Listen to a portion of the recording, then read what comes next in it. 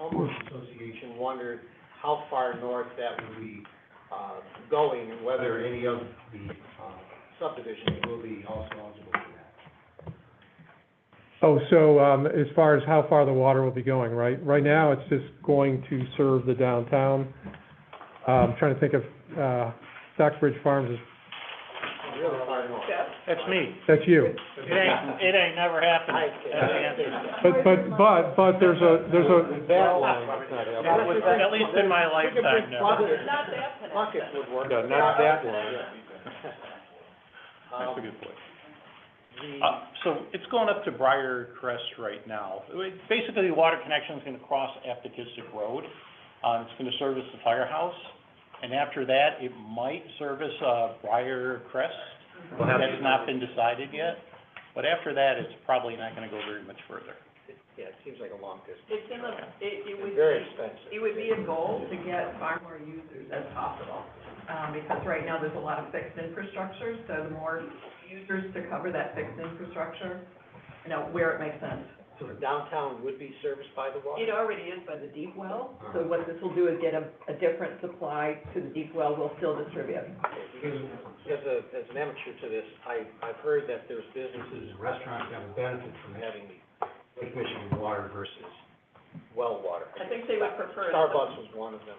They would prefer it. There's also been talks about sidewalks that have been put in some of the other communities, sidewalks in Long Grove such as walking paths or biking paths. Can that be addressed? Or any plans that are for that reason? I guess you not want that.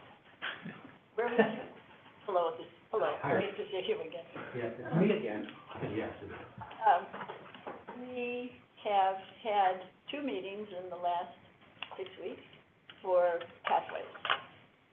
In the past, we've been really fortunate to get grants, whether they're state grants or federal money, will be granted to us to extend the paths that we currently have. The gist of the last meeting we had is that it seems to, we have a lot of paths that are short and go nowhere. Well, they do, but they dead end, they don't connect. Spurs. Yes, and what we'd like to do is, initially, especially in this political climate, we're not gonna get much money from Illinois, and we sure aren't gonna get much money from Washington. So, there would have to be private grants for it, but what we'd like to do is connect what we have, if at all possible. To go north from, say, the Blue Creek Forest Preserve, or Heron Creek, would be really fabulous.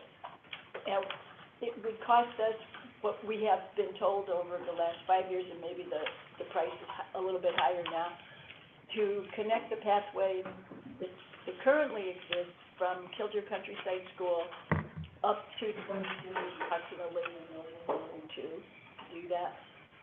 And from that, if IDOT waves a magic wand and finally decides to widen Route 22, at that time, they're going to change the intersection at North Kruger 22.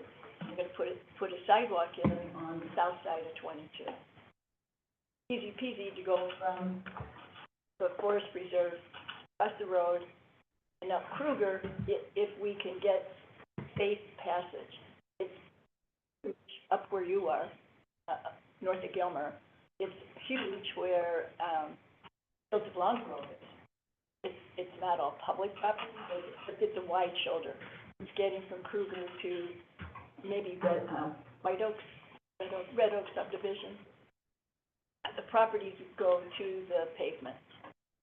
If we get easements, we get easements. That's our general, long story short, that's our general direction. Is there anything that, or maps or any place that any of the residents can go to refer to what you just said, or is there an actual plan? Well, that's what you're about to roll out. Yeah, they did a pathway study. We haven't seen it yet. There is a pathway map somewhere on the website that shows all the pathways that are there. The other thing is the Route 53 corridor could be a great greenway and pathway, and that could connect the north to the south as well. I know there's somebody in the back of the room that's been behind this for a long time. I'd like to see that happen as well, and so would I, because that would be the only way I would get to Long Grove safely, is if that's built. I know that in Stockbridge Farms, we've had discussions about connecting the three neighborhoods, and the members were very positive about doing that until they heard about the cost and about how it would infringe upon some of the residences' Yeah. backyards. And, the board is not in favor of that, so I'm sensitive to what it costs and what it I don't mind running down Diamond Lake Road and all the way down to Heron Creek Park for biking. I have no problem with the line, the way it's set up right now, but I know that the residents have asked that. Understand? Waste management, the crossover from waste management to group, I know that some of our homeowners still have their cans outside, their garbage, hoping to have it picked up. I think they missed pickup in March, and I would like to be able to notify them, because I know the village, when something is announced, because the village probably has emails on a lot of residents. I also was told that there's the newsletter that was in there, so it's kind of almost unconscionable that they didn't know about it, or they claim they didn't know about it. Well, some people were away on spring break. But there's an extra pickup, can you talk about that? There's a Yeah. map that has different dates. Where is that? Out on Constant Contact on our social medias. I can send it to you from our distribution group. But weren't you gonna send HOA. it? It's on the Constant Contact. So it'll be emailed again. But wasn't it also in the newsletter, so there were opportunities for our... Yes, this is a second round of They like pickups from the They can. would like to complain about it, yet I think that everybody knew about it. Will there also be, the last question I had about the switch over to Groot is some asked if there was any credit that was still hanging on the books that was prepaid, or that Waste Management would have, that they would be refunding, and if so, would it be coming back to any of the residents, or would it be applied to? No, each resident will get their April, payment from Waste Management back as a credit from them. Yeah, my account says the credit right now. Great. And I think one other question, this is for, on Diamond Lake Road, we have, in the area that our subdivisions are in, there are several, 3, 4, or 5 large trees on the east side that are dead. They're completely there, there's no coming back, and we're concerned that they may fall over. I'm told that there's a rule where it's 50 feet from the road, and if they're within 50 feet, then it would be a county issue that we could bring to the county before we move. So I'd like to just be educated on how to do that. Who's taking that action item?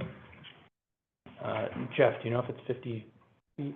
I don't know, exactly 50 feet, we can only, if it's close, the county will come out and take a look at it, and So who's I- doing Start it, that. and if Well, anybody else. if I could have a contact with the county, I would go ahead and do that. Okay. Just Thank, didn't have 50 feet on, this would be on the east side of Diamond Lake Road, right? Correct. 50 feet. Yeah, it's not private, Right. it's not private property. We're talking about from the right, from the center line of the road. but who's gonna own this? Is it Dana or Chris? I just want somebody to own it. Yeah, okay, Jeff will own it, okay. Thank you. Thanks for being here. Thanks for doing what you're doing. Is Rob Seats here by any chance? Anyone from Eastgate Estates? Nobody? Okay, so, public comment, not regarding the Quick Trip. Anyone have public comment? Benjamin Matthews? Hi, my name is Benjamin Matthew from 4369 Oak Leaf Lane, in here in the village. My first, issue is about the, changeover to Groot. I mentioned, first I want to thank, Manager Sparkman for helping me. For those of us who live on Pocket Street, my sincerest hope is that Groot is, reversing in and coming to the back of the Pocket Streets, because what I've been noticing is they've been picking up on the main streets, but they haven't been going down the Pocket Streets. So, I was missed for 2 weeks until finally, Manager Sparkman really got on them to service my neighborhood. Secondly, my other question is about the, special use application about 4369, Illinois 22, if there's been any updates about that, whether it's from the village planner or Mr. Sparkman. Thank you. Can you respond to that? Yeah, the special use permit is still under staff review, so we haven't noticed it for public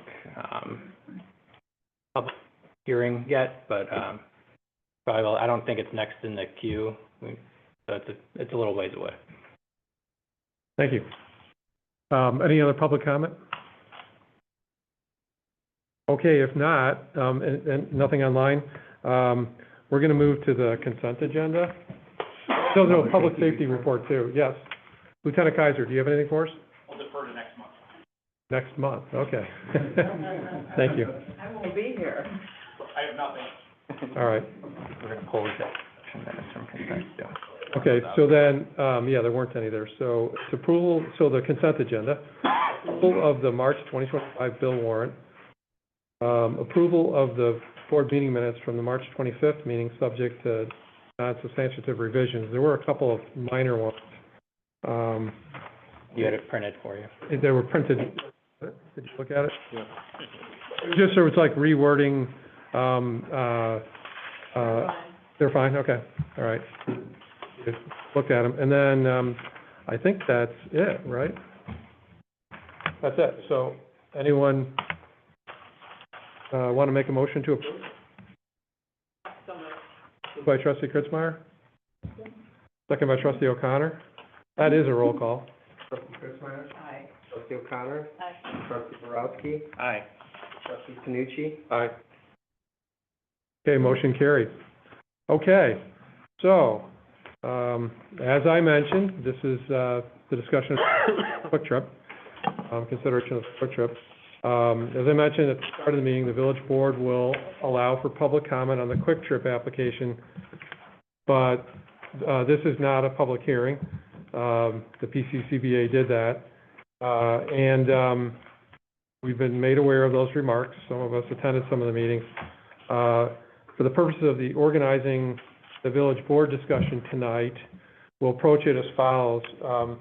Village planner Karen Stonehouse was going to provide us with a overview relating to the application. And then I also understand that Karen also has identified some matters regarding the application that she wants to raise with the village board. We'll allow Quick Trip representatives to respond to those matters, and there may be some limited board discussion. Then we'll provide public comment, and trying to keep it tight. I know I said 10 minutes. If we have to go a little longer, we will, keeping it to 3 minutes a person. And then we'll bring the discussion back to the board.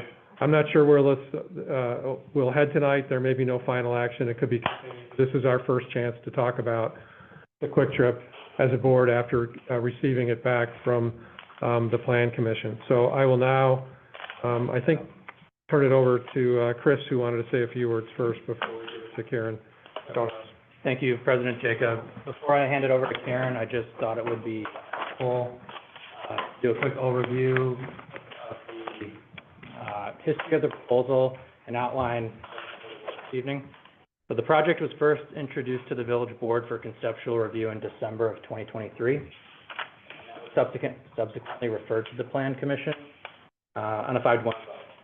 So since that time, village staff and consultants have worked closely with the applicant through multiple rounds of review and revisions. The applicant has also appeared before the Architectural Commission once and the Plan Commission for public hearings 4 times. Throughout those meetings, the applicant made a number of changes to their proposal in response to feedback from both the commissions and the public, which Karen will get into further when she goes through the presentation of her materials. The most significant of those changes was the removal of the high flow steel bays that were in the back of the original proposal and part of the original site plan. So at the conclusion of its review, the Plan Commission ultimately recommended denial of the application, citing that it did not satisfy all of the requirements of a special use permit. As a reminder, the Plan Commission's role is narrowly focused on the compliance with the village's zoning requirements and development standards, and in their opinion, the revised plans did not fully satisfy those technical criteria. Now that the Plan Commission process is complete, the proposal is before the village board for consideration. Unlike the Plan Commission, the board has the ability to consider additional factors beyond zoning compliance, including the economic and fiscal impact that this development would have on the community. Based on conservative estimates provided by the applicant and reviewed by village staff and council, the project would have significant financial benefits to the village. This includes ongoing sales tax revenue as well as incremental tax revenues through the TIF district.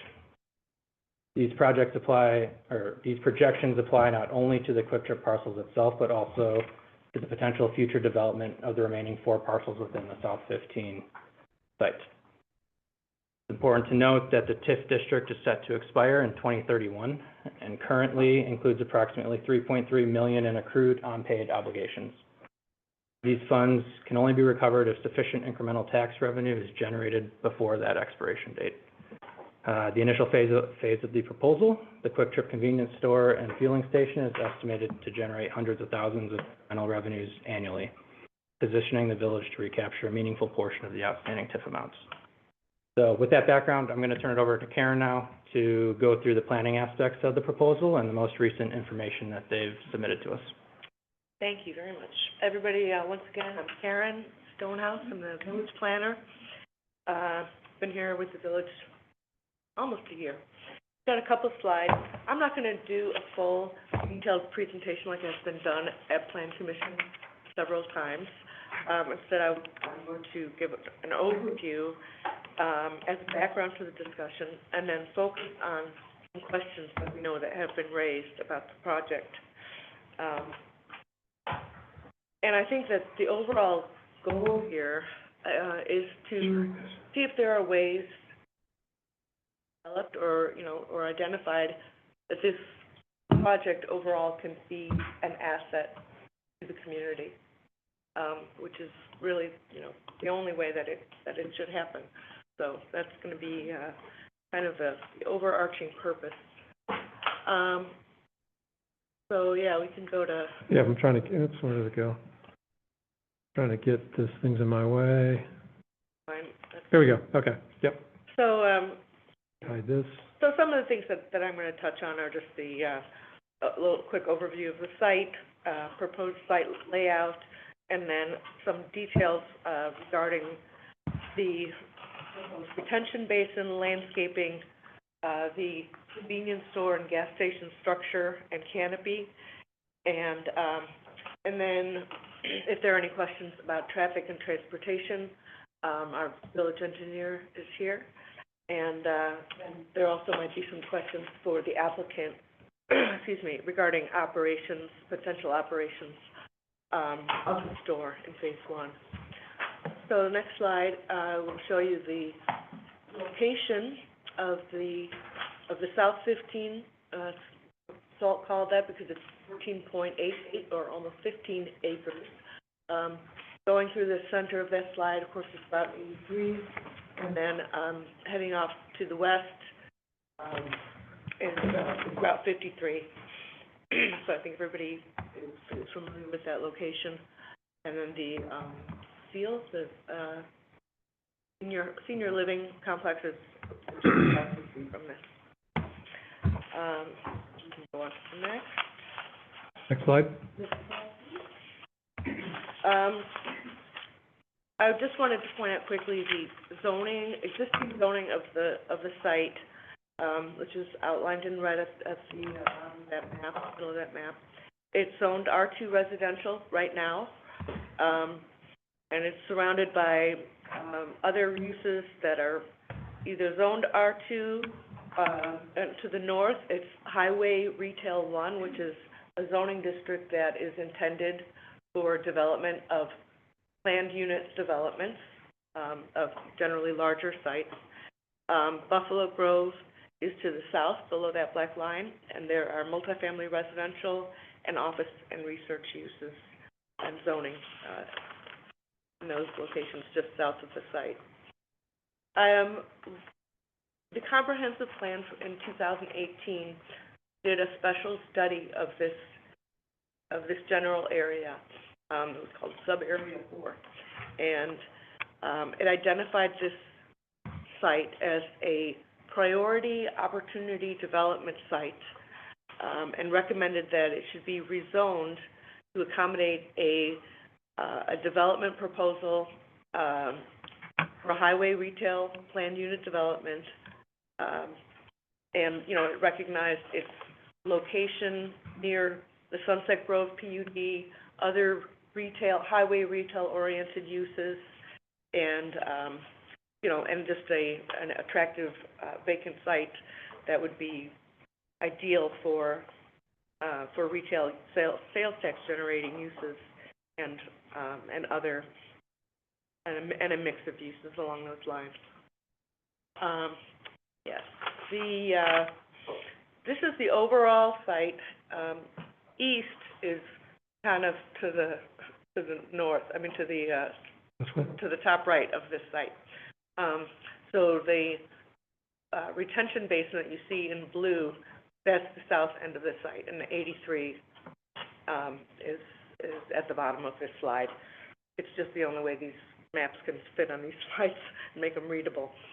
The first phase of the planning development is proposed to be the gas station, which is right where the village president is indicating there. That's a convenience store and gas station site.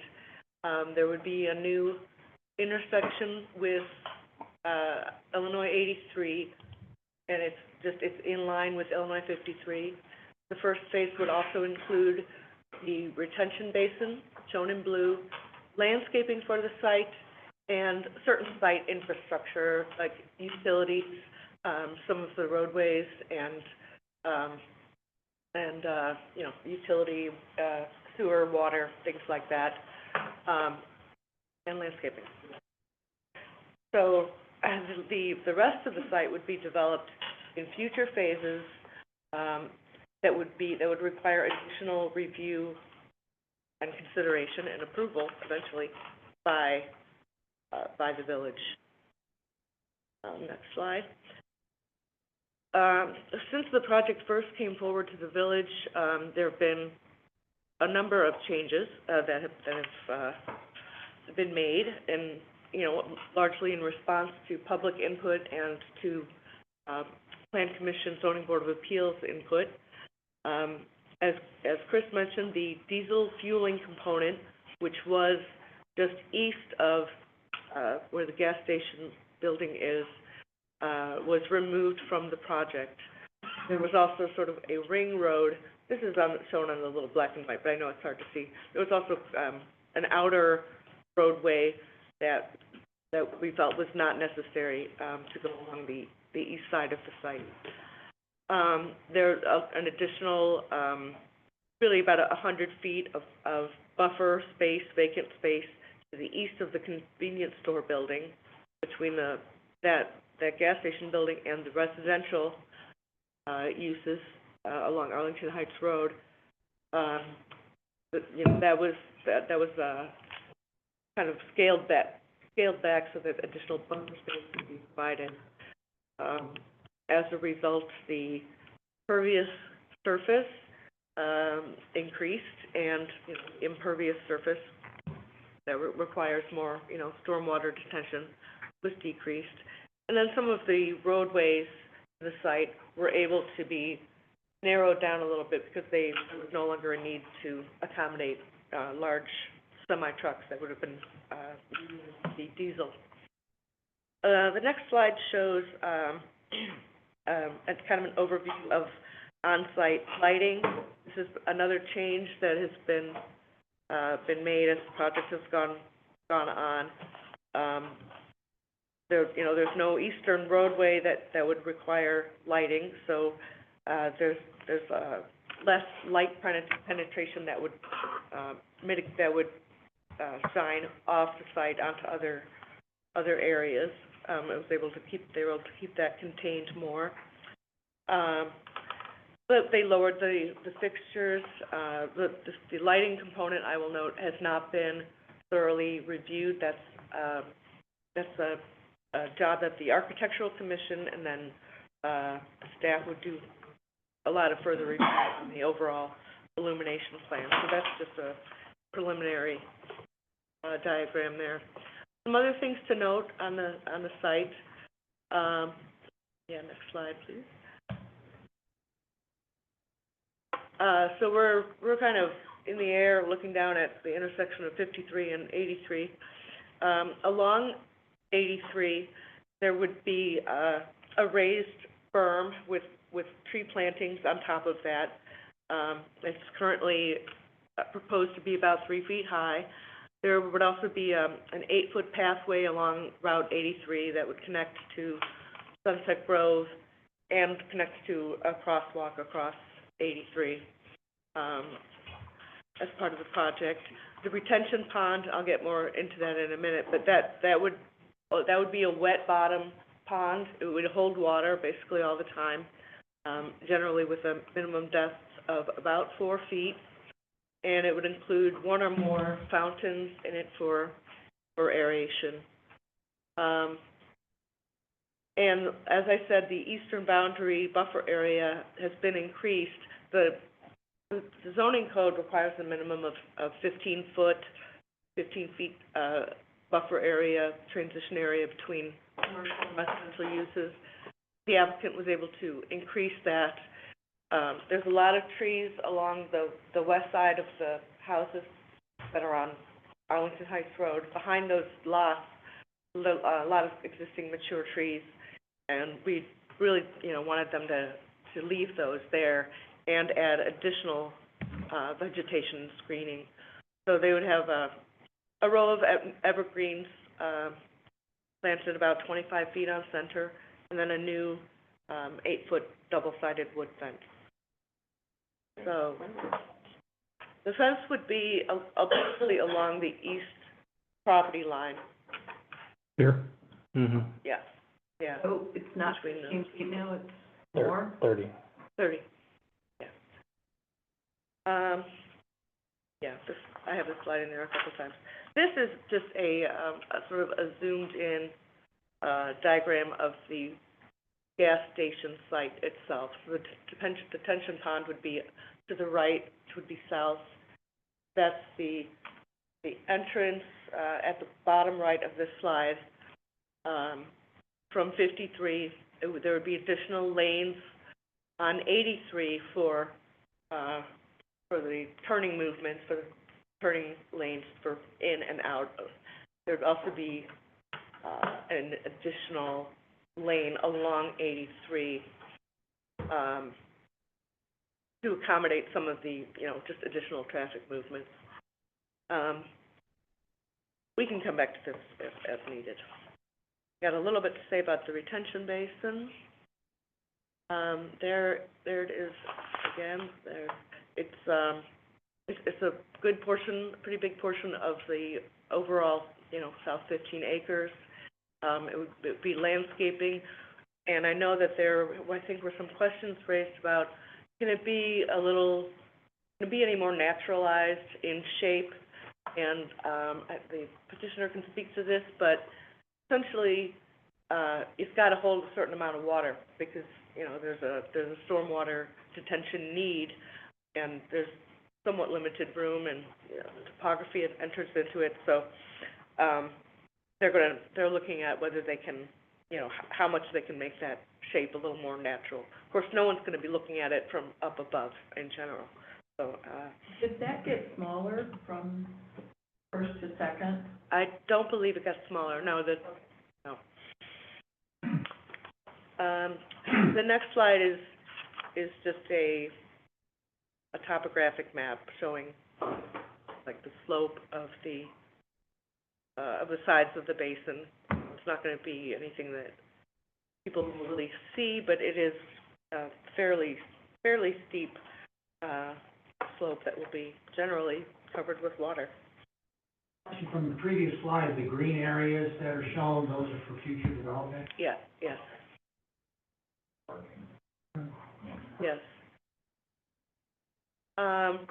So the next slide, I pulled out a page from the downtown planning and design guidelines, which are that's kind of broken into two parts. There's a section that's for the historic business district, and then there's a section for the I-83, Illinois 83 corridor, and which is of a different character than the downtown itself. But it does discuss a little bit, buffer yards and then, and detention, areas. And does call out that those should be, designed and planted in a natural manner, should incorporate natural forms and plant materials in their design. So we want to, make sure that that's, you know, going to go on if the detention basin is constructed. The next two slides, this was in there. This is a pergola that is proposed to go on the site. This view is from the north, with Illinois 83 at the right, and there will be some other perspective views of the site that we'll get to. But then the proposed canopy we'll also talk about is in the rear, and the convenience store building is to the left there. So yes, the landscaping, there are a couple of views of that. Again, I know this is difficult to see, but the landscaping does extend around three sides of the site, and then also there's a lot of internal landscaping that's required for parking areas and, you know, around the detention basin, things like that. The goal is, you know, to make this something that looks attractive from the main roadways, and we'll show you some perspective views of, you know, how much the berm and the plantings on top do or do not block the, you know, the view of the commercial areas. Of course, they also need to be seen to be patronized. So, so the berm that the plantings will go on top of is that height of that berm is not necessarily not set in stone. Yeah, this is a zoomed in view. This is a depiction of the west side from. Oh, yeah, this is from 53 and 83. You're going north on 83, and then now you can only turn left, of course, but it would be possible, if this is constructed, to turn right. And so that's Extension of 53 right there. exactly. Yeah. So that's the applicant's, you know, rendering of what that might look like in 5 to 10 years of growth of the plant materials. We'll have a couple of more of views of that, but again, it's a low berm as it's currently proposed. Is that about the same height as across the road at the old Harbor Chase? I think it's comparable. Yeah. That doesn't they have, it would be. Yeah, this is hard to see on that one.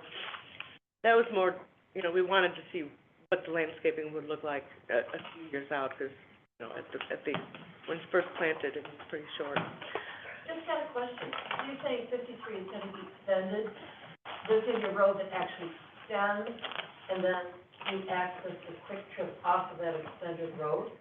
Yes, it won't be part of 53 itself. You know, it'll be part of the private development roadway, but it would be aligned with that. Eventually quick trip. Right, Thank you. right. And all the way up, you know, through Sunset Foods. Thank you. So then there's a few pictures of the building facade that were submitted. This has also undergone some changes in the course of the project proposal. The Architectural Commission took a look at it. They wanted to see the structures, the fueling canopy and the convenience store building have some architectural elements in common. You know, some masonry, cladding, you know, not just bare, you know, steel posts or something like that.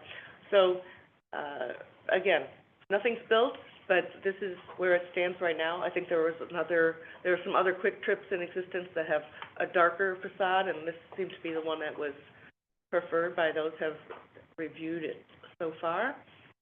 And then there's some other possible, issues with the canopy that, design issues that we'll be also talking about. Can I ask that question? So, why does a canopy have to be like 17 feet tall? It doesn't, and and my canopy is coming up next. Okay, got it, I'll be quiet. Does that cladding match with that sunset? Yes, they used that as a, inspiration, kind of, yeah. Not matchy-matchy, but inspired, is that what you're saying? I don't know if it matches, but yeah. Okay. It complements. This is the applicant's architect's depiction of the front elevation of the building. Of course, very simplified, it doesn't show the, all of the, they might have tables and chairs and some other things out there. 20 feet tall, 92 feet wide, is that what I'm reading? Yep. Okay. As it stands. Thank you for calling that out. And then the next couple pages talk about, or depict the canopy design, has also been modified. The original canopy structure that was proposed, was a flat plane, a single flat plane, and there were a lot of comments about, can this have some pitch to the roof? Can this have a little bit of architectural interest? And again, echo or complement the main convenience store building. And this is the modified design that was submitted at the bottom. There are also, I think I've got another shot of it. Yeah, so that's another view from 53. And then, moving along, there are a couple more views of the canopy. So the applicant has told us that their standard canopy clearance height, which is from grade to the underside of the canopy, is 17 feet. We checked with the fire department, said, how much do you need? How much do you need? And it sounds like they are okay with 15 feet. I've seen others in the state, but I don't know, I haven't found it whether there's an actual, law that there's a minimum, but I've seen others that were 13 feet 6. But we are leaning right now toward 15 because that's fine with the fire department, and it also is an option that Quick Trip feels that they might be able to get corporate too. Well, it's not appropriate if I make a joke about the height of the bridge, right? 8'6"? I suggested 8'6". Okay, never mind. So, if people want to talk about this more tonight, and this is your meeting, but there's a couple of other slides that I threw in there about relating to canopies, because I think if that's going to be out along 83 and it's going to be a very visible structure, then it's very important to have it aesthetically pleasing. Is there one before this? Oh, no. No, okay. No, go ahead. So I looked at some other structures, canopy structures in other communities, and other towns have whole zoning regulations and design regulations relating specifically to fueling station canopies. And these are just a few pictures of design, recommendations from other communities, not necessarily pertaining to Long Grove, It just shows that there are options to break up a canopy, do a different roof line. Sometimes, they like them connected to the main building, like the convenience store building. Or, and then some communities are interested in, like, very futuristic designs, too. And then, on the next page, there should be a couple more. Yeah. Other guidelines that were just, you know, borrowed from other communities for our purposes, in this discussion are, you know, the landscaping in front and sometimes a wall that sort of defines the edge of the street for pedestrians and defines the edge of the development. You know, the feeling of having a street wall is much more comfortable to walk down the street along something built, you know, rather than feeling like you're just kind of out in the middle of a wide open space, just cognitively. So we can now hop back to these, but then the next slide is just a list of some elements, recommendations that one community had that, you know, related to the design of canopies. They've generally wanted to be the minimum height needed for clearance. Some of them, they didn't want, you know, like a colored striping and signage. They often were, you know, supportive of a different roof, some kind of sort of peaked roof, and connection to the architecture of the building. So I'm trying to go through this and not, you know, not talk about too much about any one thing, but we can come back to any of this. Traffic was another thing that did change. The traffic study that was submitted by the petitioner did change, of course, when they eliminated the diesel component, because, you know, trucks going in and out of a gas station tend to be, you know, kind of slow, and I'm sure that even though they have their dedicated lane for turning in and out, that was, you know, not the most helpful thing for smooth traffic flow. So this is the updated capacity analysis. I think Jeff can talk about this better than me, but if you know anything about a level of service, it's generally like an A through an F, like a grade. And in essence, just to summarize this, because it's hard to look at this and say, what does this all mean? There are levels of service that correlate to amount of delay for people going through the intersection. If they're going,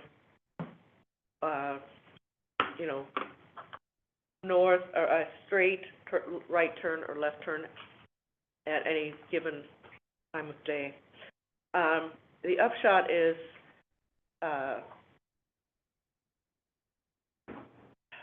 the site access drive at the intersection of Illinois 83 and 53 is projected to operate at acceptable LOS, levels of service, with reduced overall delays when compared to the full build-out of the development.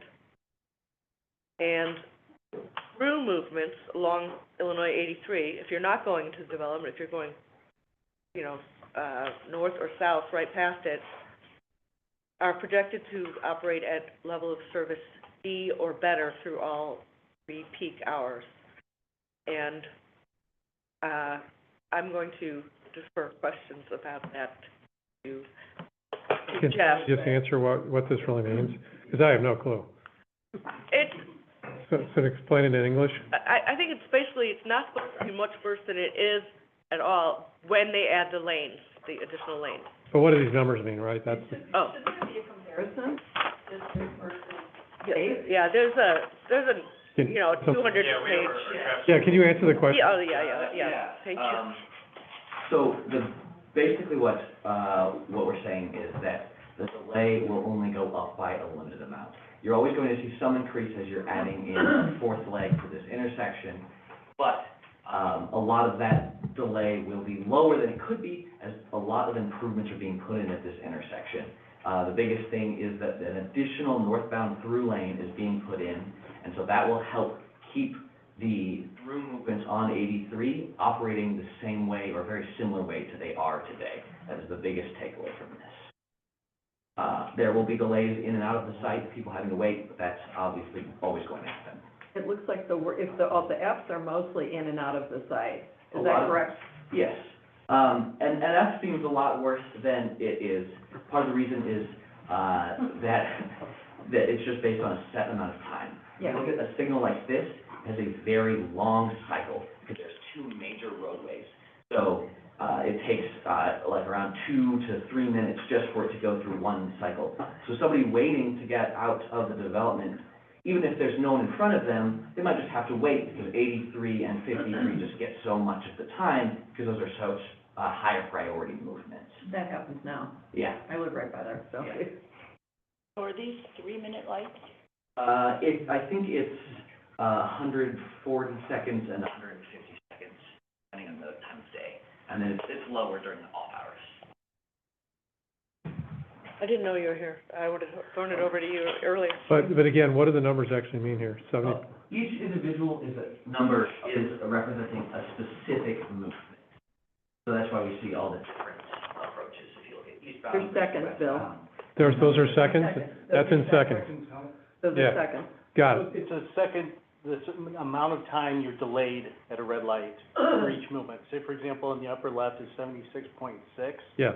That's if you're traveling east on Illinois Route 53 and trying to make the left turn.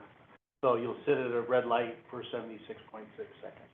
That's Okay. the 150-second traffic signal length cycle. Which feels roughly like we currently do. Yeah.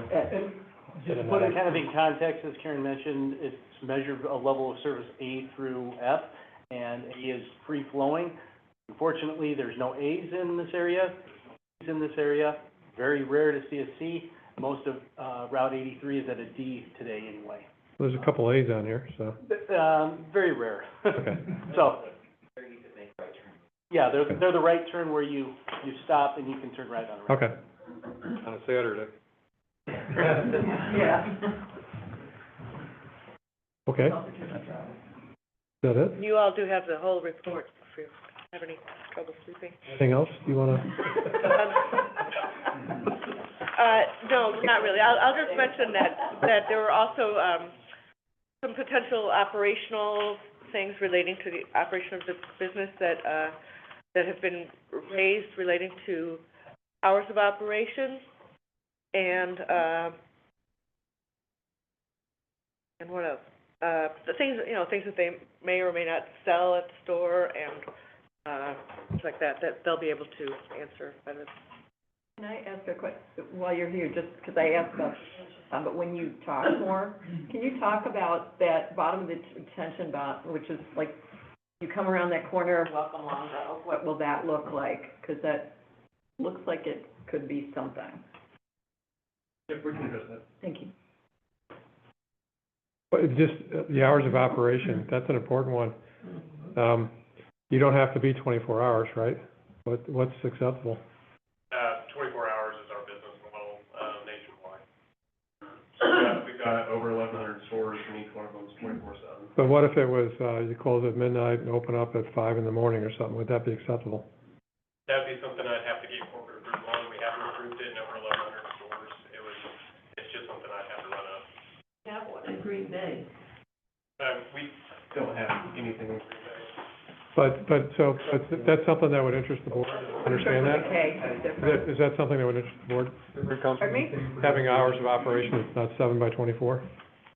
I'll tell you, I don't know if I live right there, so I live very close to the other two. They're 24 hours. In practical terms, nobody's there except the people working. I see what you're It saying. doesn't bother me. Doesn't bother you? No, because I live right by the other two. Okay. All right. So we stop sharing, are you done with your presentation? I am, Does, Leave this for reference. would you want me to leave this for reference or take it down for now? So, I find it helpful. okay, is there another I'm not the picture? only audience. Well, I can't see who's on the line here either, so.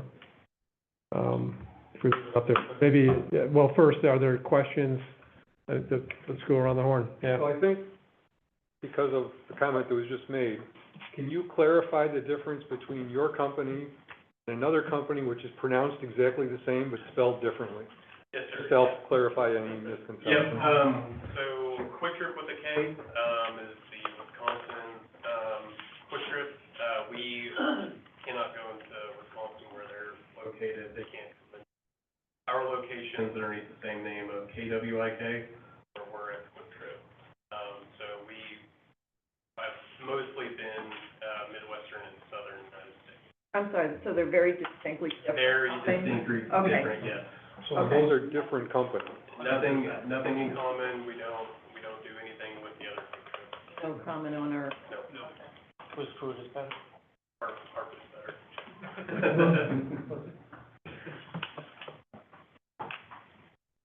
Can I expand on something? Please. Sorry. When you talked to your preamble earlier, you said that there's like 3 million of outstanding. That's actually deferred accrual. There's actually another, call it 6, almost 7 million of outstanding bonds that are currently being serviced, plus the 3 million. So there's a whole lot of money still to be repaid on this.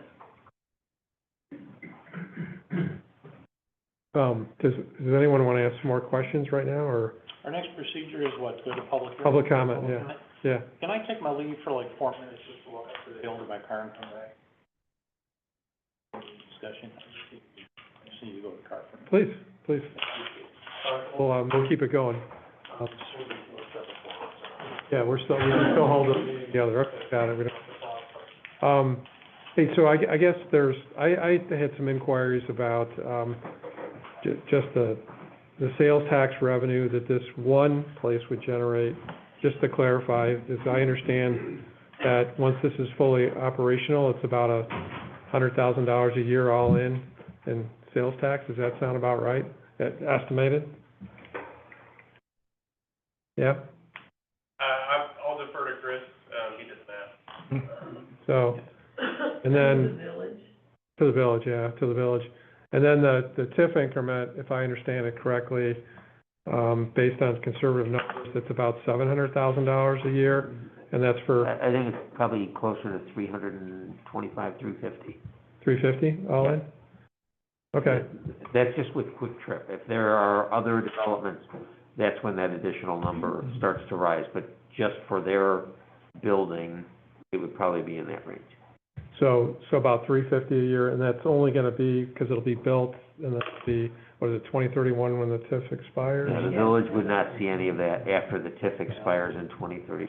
So, Your original calendar, that was part of, like, I had a lot of fun reading all your stuff this weekend. But it was about 21 months of development?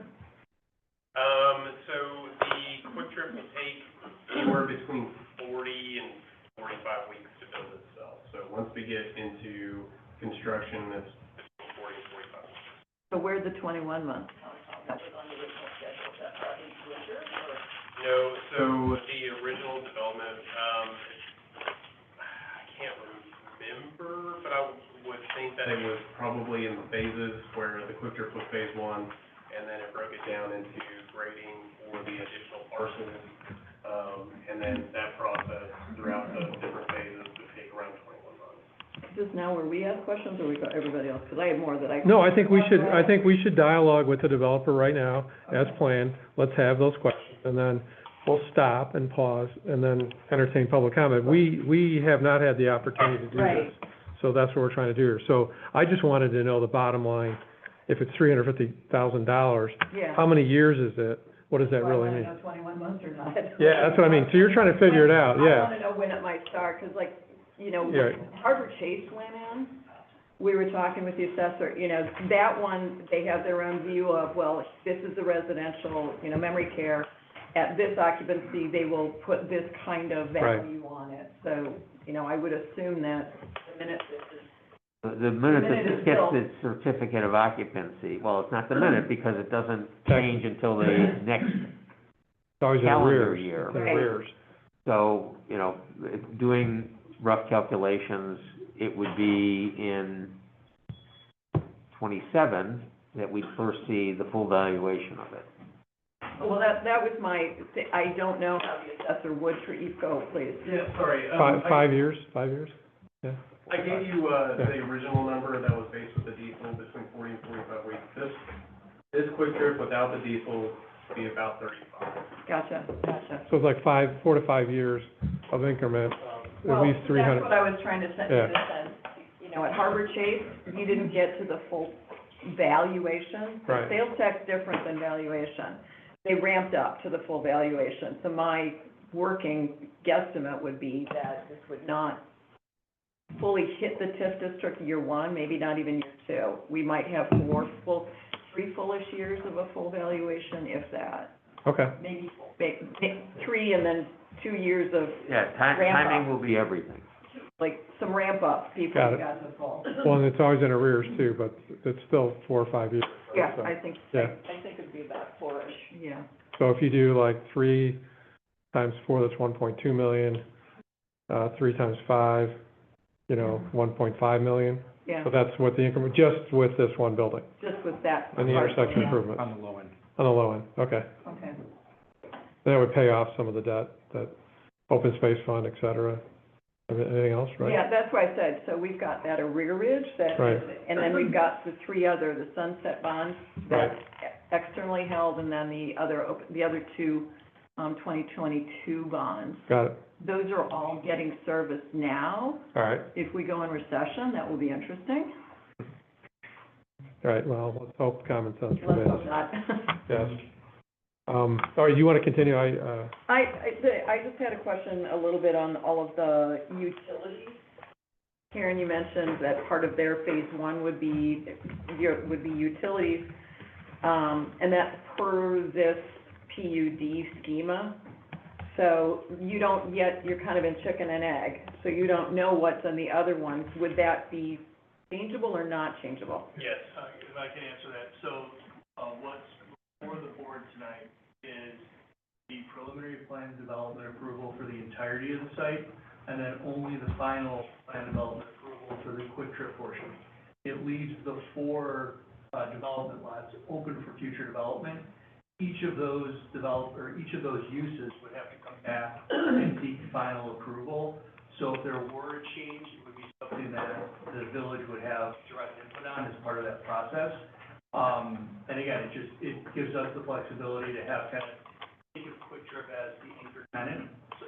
So they own the property, but they'll be their own anchors, user 1, with 4 other lots that can come online at any point with a different use.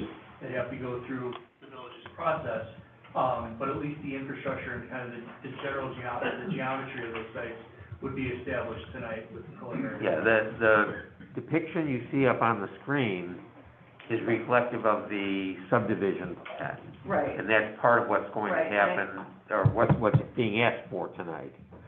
And so the internal road network that you see would be fixed, subject to any future amendment to it. But that would be what's asked for approval, for final approval, that gas station and the road system within the 15 acres. I was just trying, These and are water things, and, Yeah, so ideally what would happen is we would get an approval, we'd be able to start working with additional users, figure out what their building's gonna look like, and as we grade out phase 2, we stub in the utilities that are needed for their development. Obviously, okay, so sort of as just in time. Yes, yeah, so really, we're waiting on, we can't really give you any other development set in stone yet, because we can't put this out into the world Yeah, as a keep that. project. Can you talk about, a lot of the, there were a whole lot of, I sat through 2 of the public hearings, not all of them. There were a lot of comments about the entrance to Long Grove and the attractiveness. Can you talk about that? Yeah, so, absolutely. So what we've done is we've added a lot of trees, as you guys can kind of see here, this is the 5 to 10 year depiction of the trees. But we also plan to add in a welcome to Long Grove sign as well. And that would match the building, the Quick Trip building, or however you guys wanted it to look, if it was stacked stone up front. However you guys wanted to do that, we'd be willing to work with staff and, architectural commission to get that figured out. But with this Quick Trip, this building is a one of a kind within Quick Trip. We don't have any other building that looks like this. So just having something that unique for our company, Long Grove is a great place for it. It's something that doesn't look like a standard gas station that you see anywhere else. And we took that into consideration, also adding the pergola in with, staff comments and, comments from the public. How big is that little area, the southwest side of the retention pond? That little corner, probably 10 to 15 feet. So this area? Probably something like the desk. Okay. Can I just, so you have to dig dirt out to build the pond. Where's that dirt gonna go? So that'll, depending on, we have to test the soils to make sure that they're viable to reuse on site, but we would use as much as we possibly can on site. That would go to building berm along 83, additional grading if there's any low spots on the property. But we would definitely be using as much of that dirt as we can. We don't want to take it out. So you could be berming up more, even in the front a little bit, or does it have to only be 3 feet? Could it be a little taller than that? I mean, I want people to see the sign. Well, you're gonna be able to see the sign when you come by, plus you'll know it's there, but I mean, if it's, you know, short term, I think that would be fine, but long term, as these trees grows up, you know, it really does, 10 to 15 years down the road, it would completely block the site. If we were able to maybe spread out the trees more, we could probably add maybe a little bit more height, but, based on, you know, the amount of room that we have to build out, to get additional height onto the berm, it kind of comes into some civil plan design stuff that we have to figure out. let me ask another dumb question. And that is, did you ever consider flipping the pumps in the building, so the pumps are further back away? So again, that's something that I would have to go back to corporate for. If we discussed it in the past, it hasn't been received very well. But I can definitely bring it up again. What if they just turned it so that pumps are front and center? Whenever we start to flip the canopy in the building, and if we turn them on their side, it starts to interact with the intersection, and how and where that needs to be. But we can absolutely take a look at it and see if there's any other options that we can. Oh, I see what, no, yeah. You ever try to get gas at, what's the thing? Woodman, yeah. No, Like, yeah, it dumps right onto where everybody drives. Yes, that's it's it. Dangerous. across the street, Woodman. Well, that's on both sides Well, of the not if street. you use but the- diesel, you have to be on the, Yeah, On the north side. I understand. you have to be, yeah, all of those things on the north side of that street there, they dump right into where everybody drives. Yeah, It's like bumper cars. hard to get in and out. If I can just add one more point on flipping the building. One of the initial comments, I don't want to speak for any of the commissioners, but one of the initial comments was the potential benefit of having the canopy at the front is that it is 15 feet tall and you see through it, as opposed to a building with maps at the front of the property. We did take, and working with staff, we did set the building and the canopy back further from 83 to preserve the view corridor that's called out in the ordinance. So we thought, maybe we took an extra step on that, but we thought keeping that portion, the front part of the property open. Yes, there is a covered portion, but you see through it, and putting the actual mass of the building further back from 83 would help kind of promote that goal of the view corridor. And the 15-foot canopy, like, is it versus 17, functionally, what needs 17? So we typically like to have additional clearance height for fire trucks. Just as an additional safety measure to make sure that they don't, hit the canopy or anything like that. I will still, even for the 15 feet, I'll have to go back and get corporate approval. I think I can fight for that one. We've gotten some of those approved before, so I think I can still get that. And with the 15 feet, like Karen said, it's really acceptable by fire departments, but, a lot of them like to have additional clearance. It's just kind of what we figured out. But fire truck is the tallest thing functionally you're worried about, or that Probably you take into consideration? RVs would be the tallest. Yeah, well, so RVs are tall. Typically, we focus more on, you know, the safety, public safety vehicles as our main parameter for what our design standards are built off of. Do other people have questions? Because I have more. Please continue. Okay, so I read your environmental sustainability report, and I have some questions. So there was discussion about the system you use to monitor leaks. And this technology is supposed to be state-of-the-art and everything. Can you tell us a little bit more about how that works? Absolutely. It's a good question. I've worked in the service center where we, back in Tulsa, where we actually monitor all these. Almost all of our equipment, in our stores, including ovens and our brew bars and everything, are set up on a system that's constantly monitored. We have, sensors in almost all of our equipment that will tell us when something is going wrong. Some of those sensors in the tank pits, any moisture at all, that gets in there, it sends an alert, automatically shuts off the pumps, and then creates a work order. We have our own facility support company. We have our own facility support. We train in-house, so we have our own employees that do our work. They come out, it's a priority emergency. They come out, they check it out. Our environmental team will come out as well, and make sure that everything is good.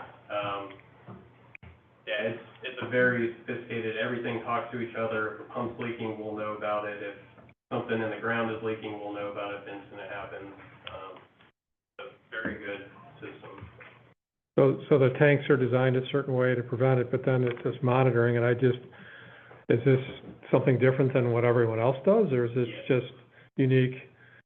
Well, so it's unique to Quick Trip.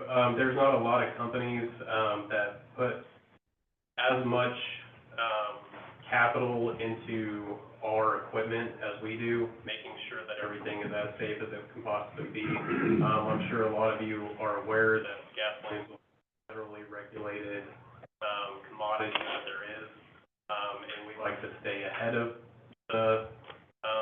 issues, so that's why we put so much into these monitoring systems. They're monitored 24/7, up in Tulsa by the security center and the service center. It's about 80 people that watch it, and Dallas as well. So if anything goes wrong in Tulsa, everything is still monitored in Dallas. What if something goes wrong in Long Grove? So if something goes wrong in Long Grove, we have our own facility support that will be out here within 24 hours to make sure everything's fixed, depending on the issue, because we can tell how big of a problem it is. If it's just a very small thing that happens, it turns all the pumps off, it's not a safety concern anymore. It'll be 24 hours. If it's something worse than that, they'll be out there that day. What happens when there's a spill? So it depends on how much there is. The EPA has its own regulations that we have to follow for gasoline spills. But we have our own, we have a spill kit that we keep at each store. It's got a boom that goes around like the area. We use an absorbent that we put onto the area, and then we get that, we take it, we get it taken care of. But everything's all contained within the spot. The reason I asked, locally, there was a spill a couple weeks ago, I think, 30 gallons, and the headline said, seeps into the sewers. So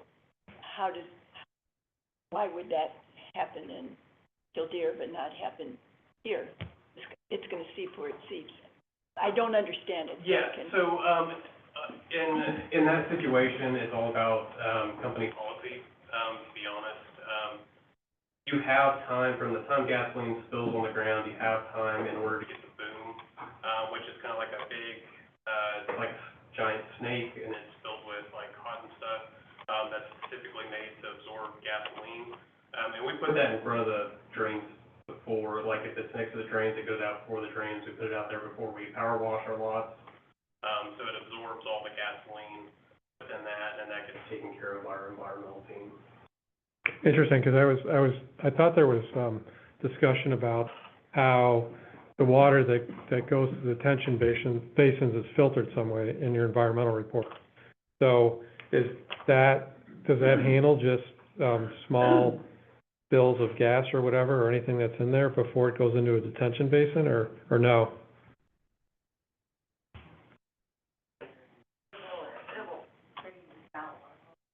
And they've got oil absorbing filter stocks that will do small, and then with the difference in fuel, they let the water go, a little bit of containment in the structures of those water quality units are in.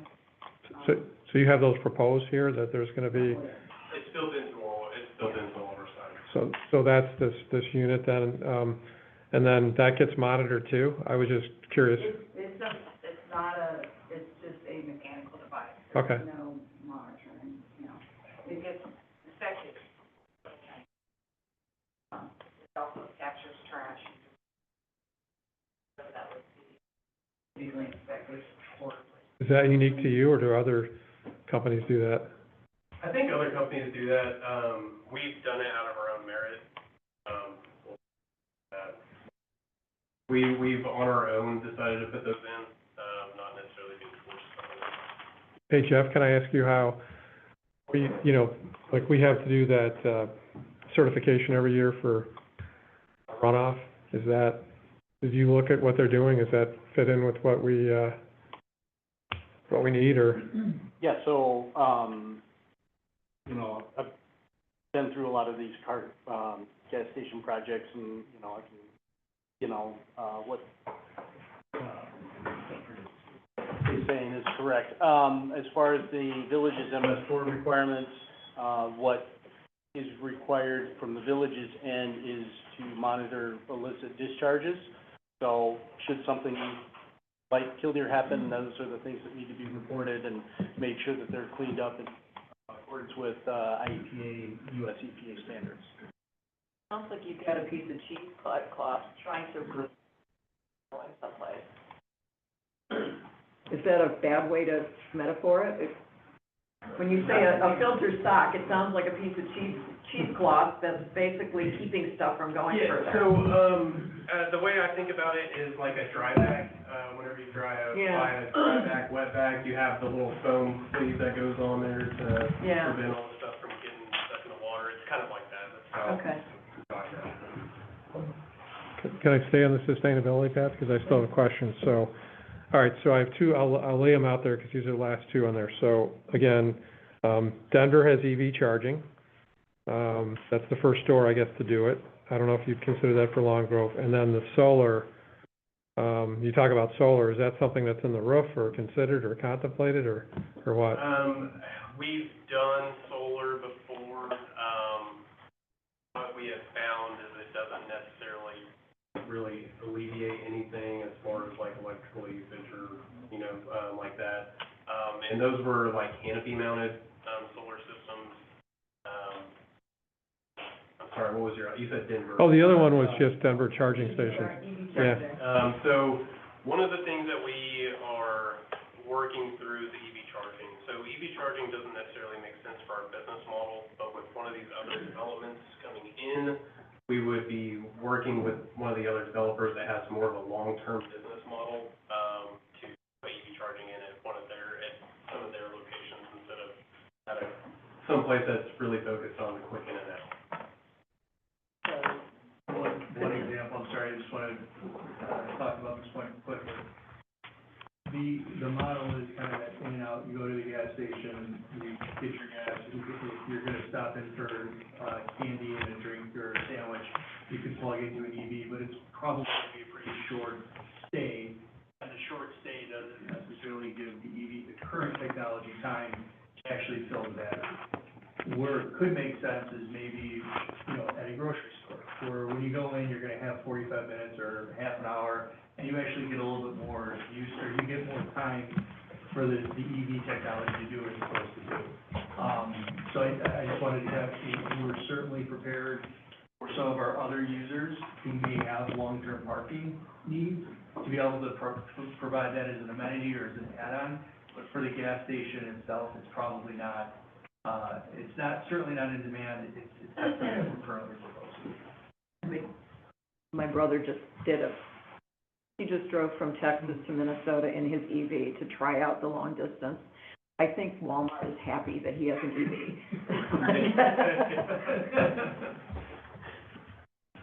EV. Other questions? I have a whole bunch. Why don't you go ahead and ask? Okay. Before your presentation, these were organized, now they're disorganized, the questions, so if I bounce. No, you're perfectly fine. If I bounce Do you want this around- still up here, or can I take it down? No, you could. We'll just see if there's anyone else on here. One of the, it was at the second public comment session where a resident was, expressing his pleasure with the 24/7.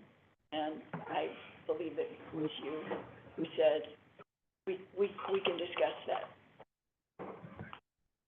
I would like to open the discussion. Yeah, so I think, the 24 hours right now, we're obviously making a significant investment to open our store. We're making a significant investment in the infrastructure, all of the, roadway infrastructure, the signalization at 53 and 83. I want to be clear, that's all on Quick Trip's dime. They're not asking the village, county to participate. They're willing to pay for that. What they don't want to do is put themselves at a competitive disadvantage in the marketplace, where the gas stations to the south, I believe one of the other trustees has mentioned, are open 24 hours. Is it a time that we intend to capture a lot of business? Probably not. But at the same time, we don't want to lose potential business to somebody down the road at Buffalo Grove who passes us up because we're closed when they're open on the same street. They're open 24 hours. So I certainly appreciate the as being an issue. I also think it's important to remember that this store is proposed on 83 in what will hopefully be a continuation of the commercial development to the north.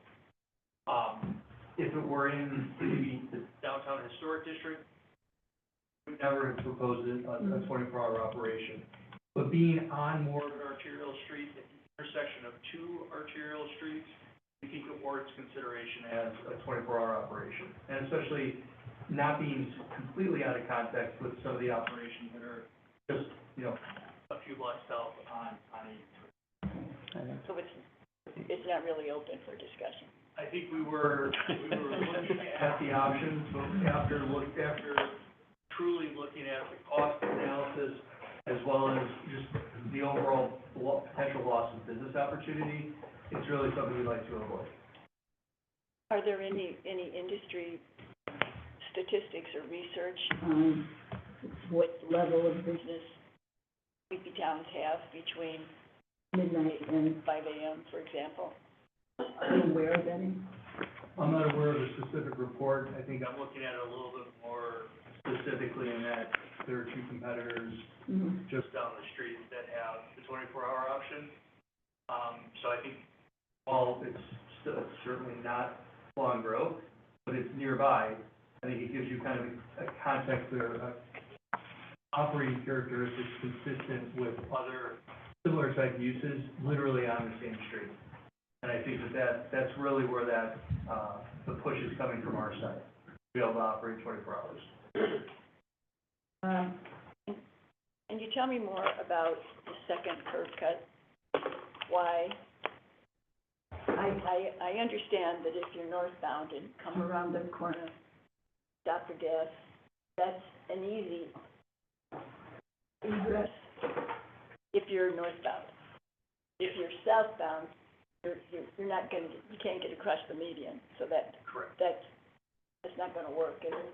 And on the other hand, if you're southbound and you don't know that that's there, you make the left turn in at the light. To get out, you've got quite a trip for you. you have to go back to Sunset. So I guess I'm wondering what the real benefit of that curb cut is, except to the guy that can, you know, get into, to stalled or stopped traffic ahead of time. You know, people drive through shopping centers to get a little head up on the thing. So I just, you know, I'm curious about that. Yeah, so the second curb cut there is ideally, is there for the additional businesses that come in. It's not ideal for people to come through the Quick Trip parking lot in order to get to some of the other, businesses that'll be coming into the development. That curb cut there is for egress to right in and a right out, just to make the access to the additional development easier. I know we can't get across the median, but, yeah, so IDOT standards don't allow us to cut that median and put an actual, turn in there, else we would love to.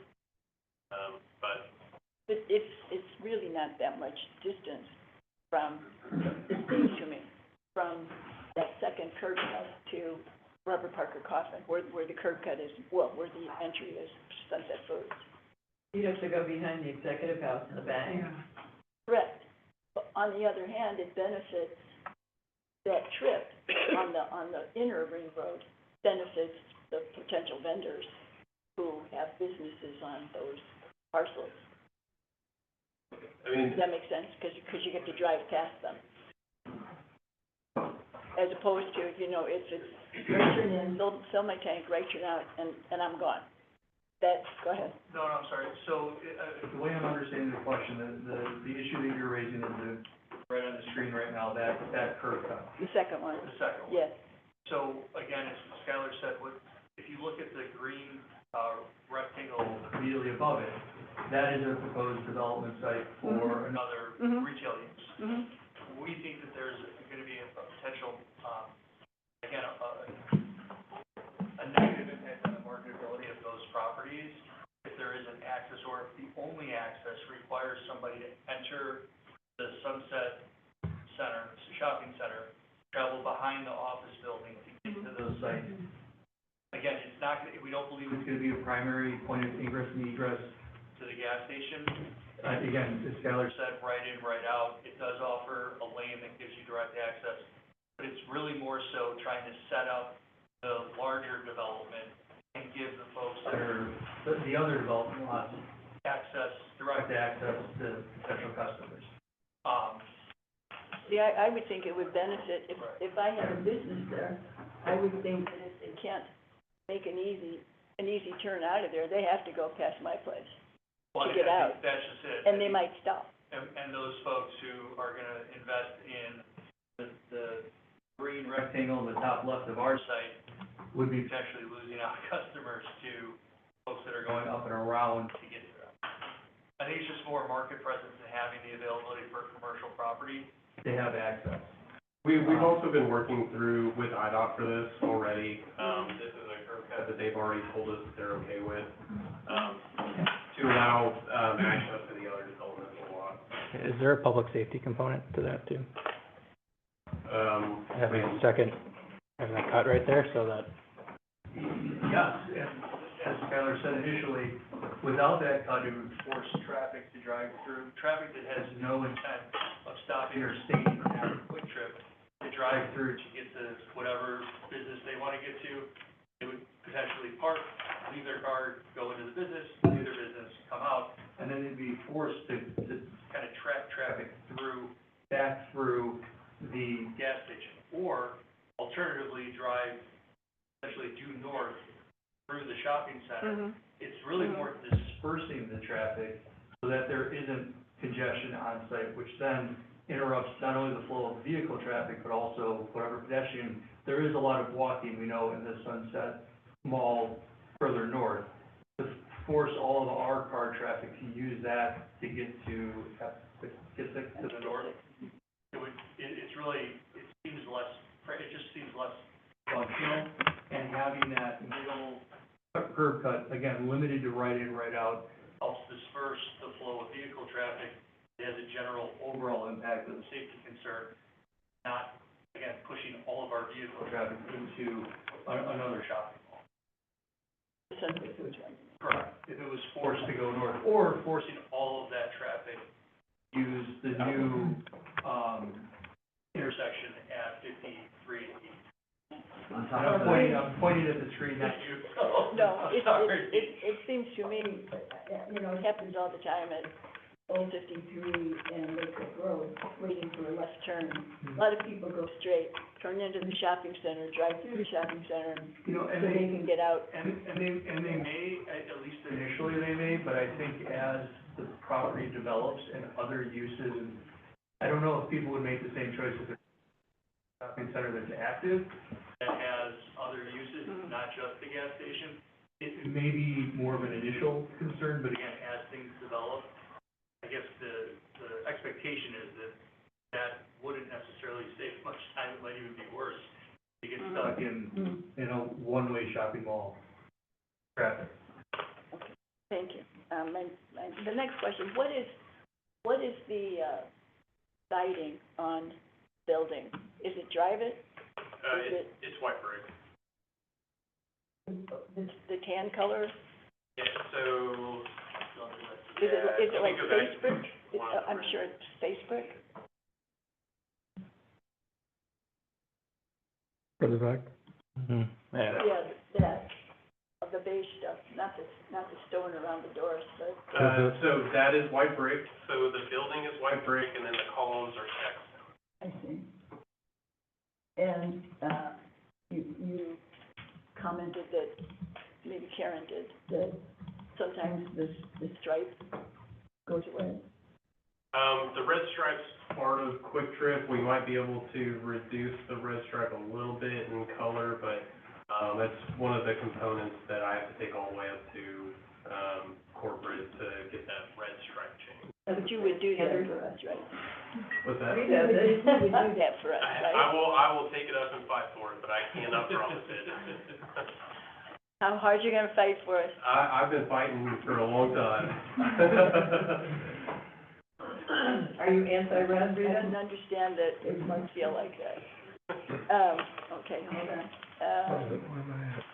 And you're saying that the pumps stay where they are? There's no negotiating on that? I can take it up to corporate. I do think that putting anything sideways causes issues with the intersection, with the additional leg.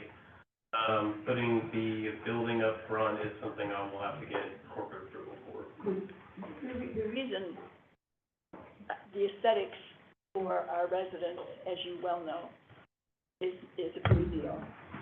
And if this is going to happen, we need to understand that we understand what you're saying. When you drive on Milwaukee Avenue through Lincolnshire, I know you're not from the area, but you've seen office parks in the area probably. The entrance to the office parks are fabulous. They're beautiful. Enormous boulders, 30-foot evergreen.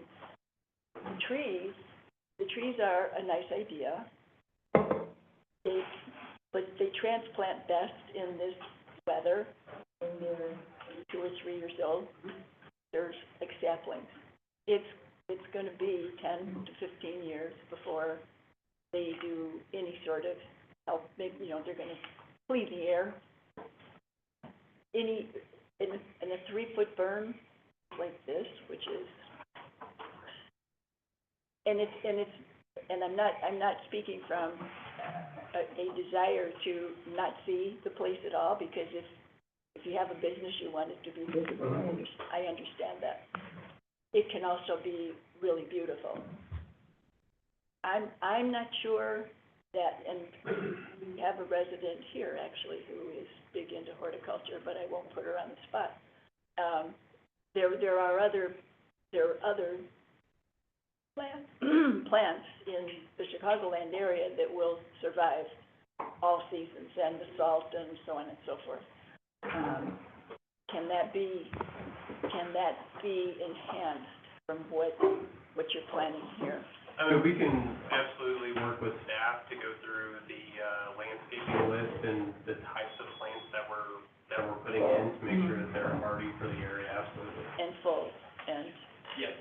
some are quicker growers than others. Right, yeah, and we can absolutely work with staff to make sure that those are, staff and engineering to make sure that we. And if I understand it correctly, the top of the canopy is 2 stories high, 20 feet. Did I hear that correctly? Or is the bottom edge? The bottom edge was 17 feet, and then Oh, I thought I we heard asked for 15. They said they might be able to do 15. If you go back to the diagram, So, yeah, well, so the 20, okay, so top. so it's like 18.6 to this Quick Trip logo, and then this was added on by us to the Architecture Commission to have that Yes. roof line. So that's got to be close to 20 feet. Maybe the peak is what that, Yeah, is that correct? because it's 18.6 here, and it's probably, if we go further over, there might be it doesn't say. That would come down I think 2 you were, feet, I right? think the 20 came from Well, the 20 is at the store level, yeah, it's there. You can see it, do I have the right diagram? Let me shrink it. It's like 20 by 96 Just or like something. I love, I No, thought that more, was the. there. Yeah, this was 20 feet, the top of the building, 2 stories. So the canopy was even with the original height, but now the canopy might be 2 feet. Could you go back to the night lighting, image real quick? Yeah, where is that? It should be a very, It was early. Early, yeah, so it's the very first piece. so another reason why the canopy is up front, is this night lighting image, once we find it. We wanted to keep It's a lot of as much of slides. the lighting and car noise away from the Where is residents it? as possible. Can be a front face that, nobody's gonna be driving behind the building besides one delivery truck every couple days. Oh, yeah. So that's why the canopy is up on 83. It makes more sense to keep it away from the lighting of the residents and the business And park. the church.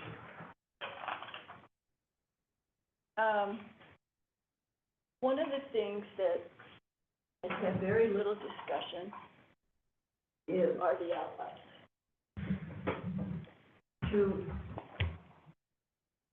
From my way of thinking, the way this looks is going to dictate the character of the stores that want to do business there. And I'm only guessing, but what I see from other gas station shopping centers and what is built around them are things that are automotive related. Tires, oil changes.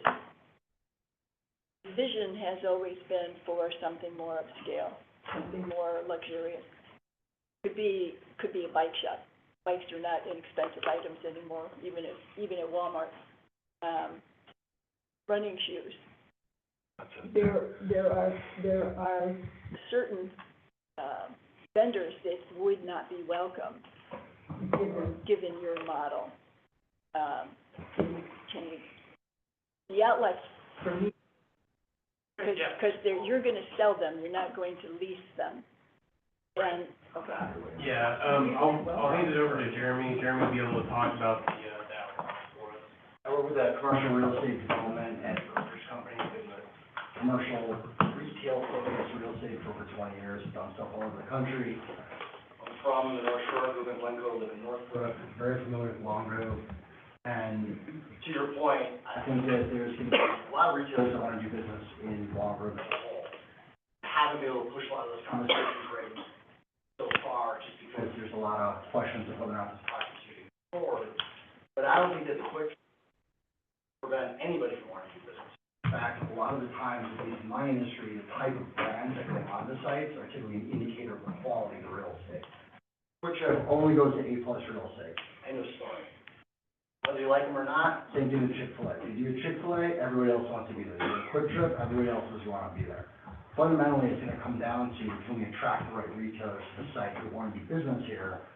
And can, they see an avenue of making money. So if you're talking about, let's say, a Roadrunner, my wife is a runner, so I know that one, Roadrunner and, a Trek bike shop, you'll wanna work with a developer who can build a strip center there and not only attract those uses, but obviously make sure that those businesses are gonna be successful on a viable retail development. So I don't think the Quick Trip is gonna have any impact on that whatsoever.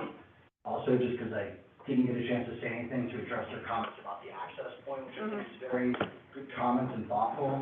If you look at the property to the north, they have a very similar access. They have full access into the parking lot and have a right in on the back side of the development. I think that might be the TNC. Could be wrong about that, but yep. So very similar capacity. All the retailers want to be able to service their customers in the most easily accessible fashion.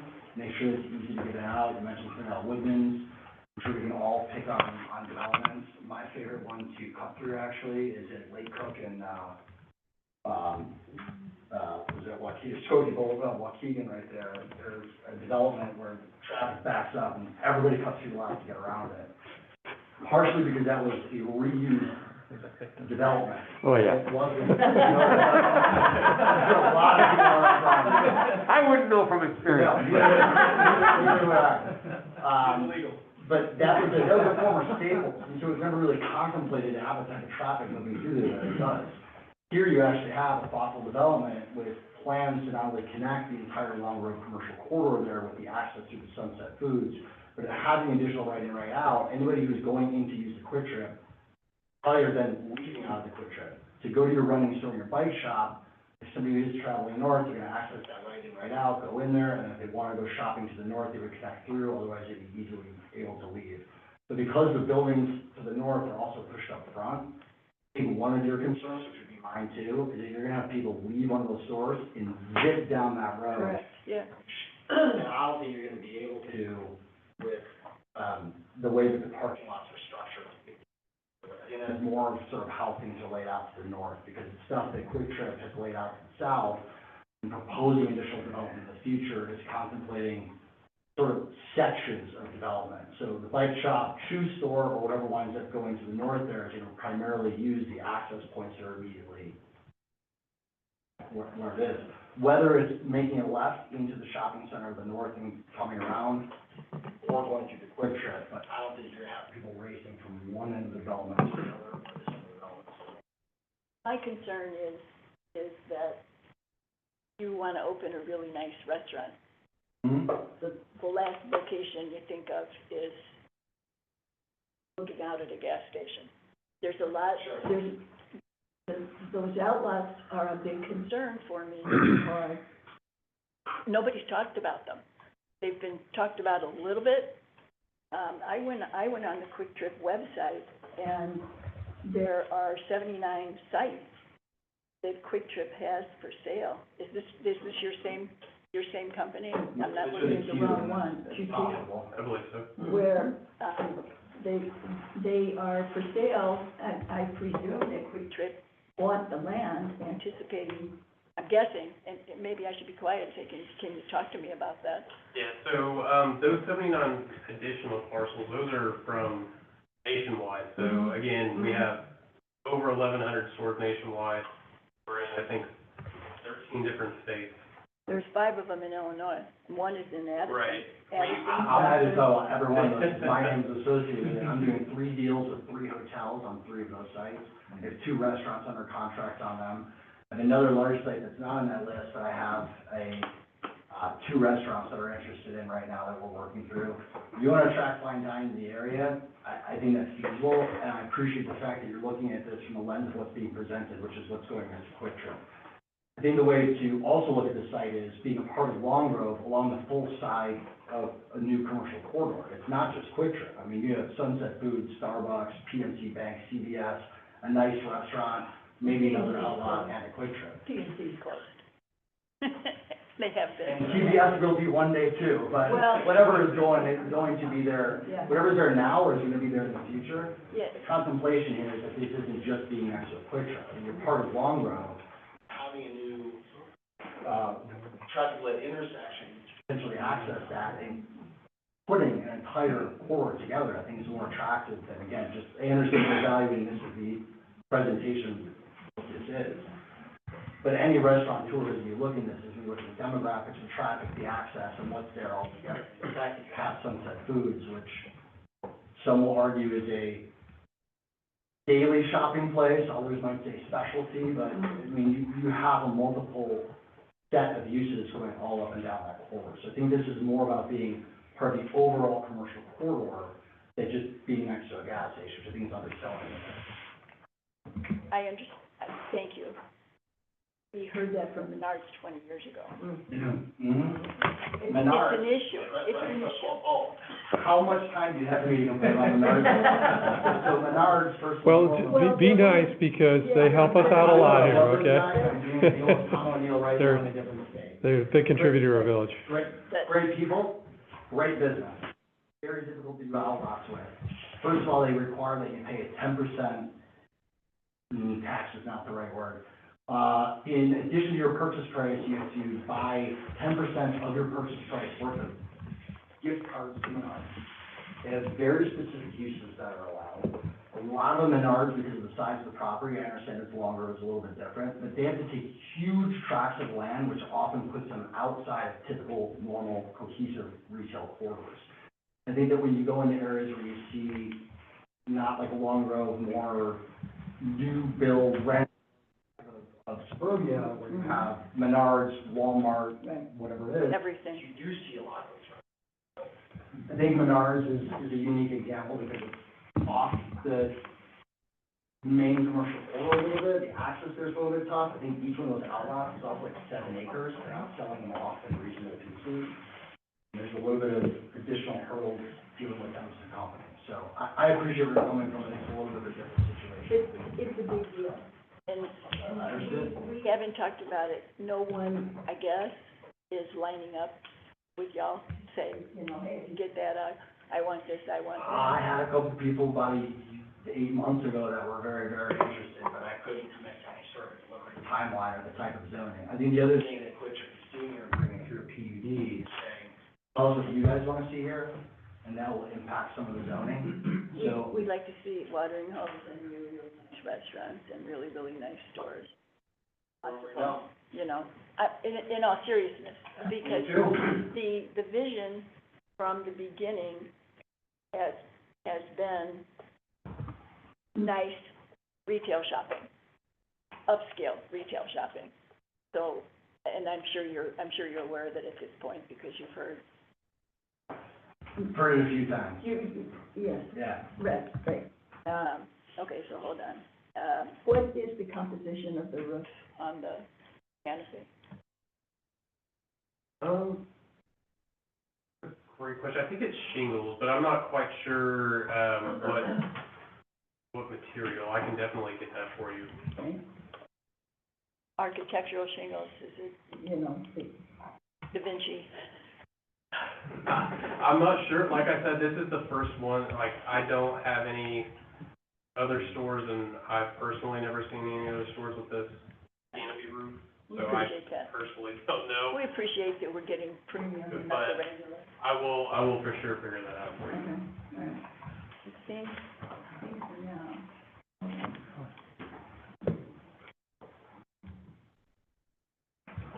Oh, I know. And again, this, I guess maybe it's an aesthetics issue that I'm asking about. I'm experiencing a disconnect between the pros in documents and not this map, because this looks really nice because there's a lot of green space. You know, I see soccer, I see baseball, okay, that's not gonna be. But when I look at the schema for the entire site, it appears to me that everything's kind of all mushed in there, and it's not, it's certainly not an area where you go to take a walk, go for a walk. You've got cars going up and down, and there is some green space on there, I believe, on the north, where you took out, parking spaces or something. Where on here were those? Can you? So the green spaces, so if you look at, that view right there, so right behind the trash cans. That sounds right. Thanks, Skylar. Is this the view you're looking at here? Yeah, that one. Is that So it's enclosed? still, Where is it? Just above, Right there. The green. Okay, so the white block is the fence for the dumpsters? No. That's an entirely different lot. That's not necessarily like. Is there a better one here? a field Maybe of this one. grass. Oh, Okay, and approximately, do you know how many? Can you walk us through How this, many please? square, yeah, how many? Walk us through this. Okay, yes, this is a proposal, this is the proposed development for the PUD, but this is all these uses were used so that we could get the traffic study into IDOT. So we chose high traffic uses so that we can have the most accurate numbers for when this development is fully built out. So at the back, top left of your screen, right there is what we're showing as a hotel. To the right of that, How big is that lot, do you know? How many acres? it should be in the packet. Looks like four-ish. And that hotel would be really close to our pumping station. It's hypothetical. Yeah, so But this the is, pumping station isn't. Right. And I understand. Yeah, the development is. I understand, but it's probably not where a hotelier would build, because it's not the produce horse in the barn. You know what I mean? I can see your. The wood behind it. So this was a what if, so that you have the parcel geography, and then so that you have a made-up mixture of traffic. Yes, yep, so each one of these types of businesses are high flow traffic, we're able to take the general representation of the traffic that would go to that site on a daily basis, add that to our traffic, and be able to tell how much is gonna be in there so that we could get the right amount of public improvements, so that we're not causing traffic issues. That green stuff left of the, I'm sorry, Rita, that green stuff there, left of, yeah, right there. What is that? So that is additional space that was added into that specific lot from the removal of the diesel from the Quick-Trip Okay. portion. So I can't say that that's always gonna be a green field, necessarily, because it's part of an additional lot that we would be selling to somebody that would come in and put a business there, hopefully to generate some income. So the small rectangle could become a very big rectangle. It's It not would dedicated depend green on, it space. would depend on you guys, because they would have to come in, they would have to get approval Sure. from the planning commission. Sure, but I get, because they buy it and you get to Right. dictate what you want to do there. So the greens, we can't, it would be foolish to count on that staying green, pretty much, unless you have no interest in it, unless it'd be green for.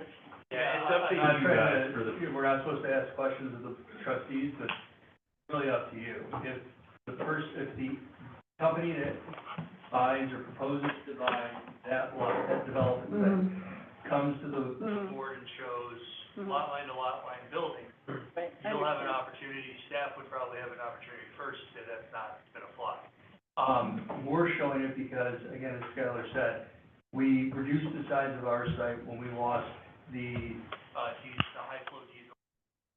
We thought, at least in the immediate future, it made the most sense to put as much separation between us and the residential neighbors, the rears of their property to the east. So, at least for the time being, until a buyer comes along and a buyer develops a plan that is comfortable bringing to the board, PCZBA, staff, et cetera, that space will remain open.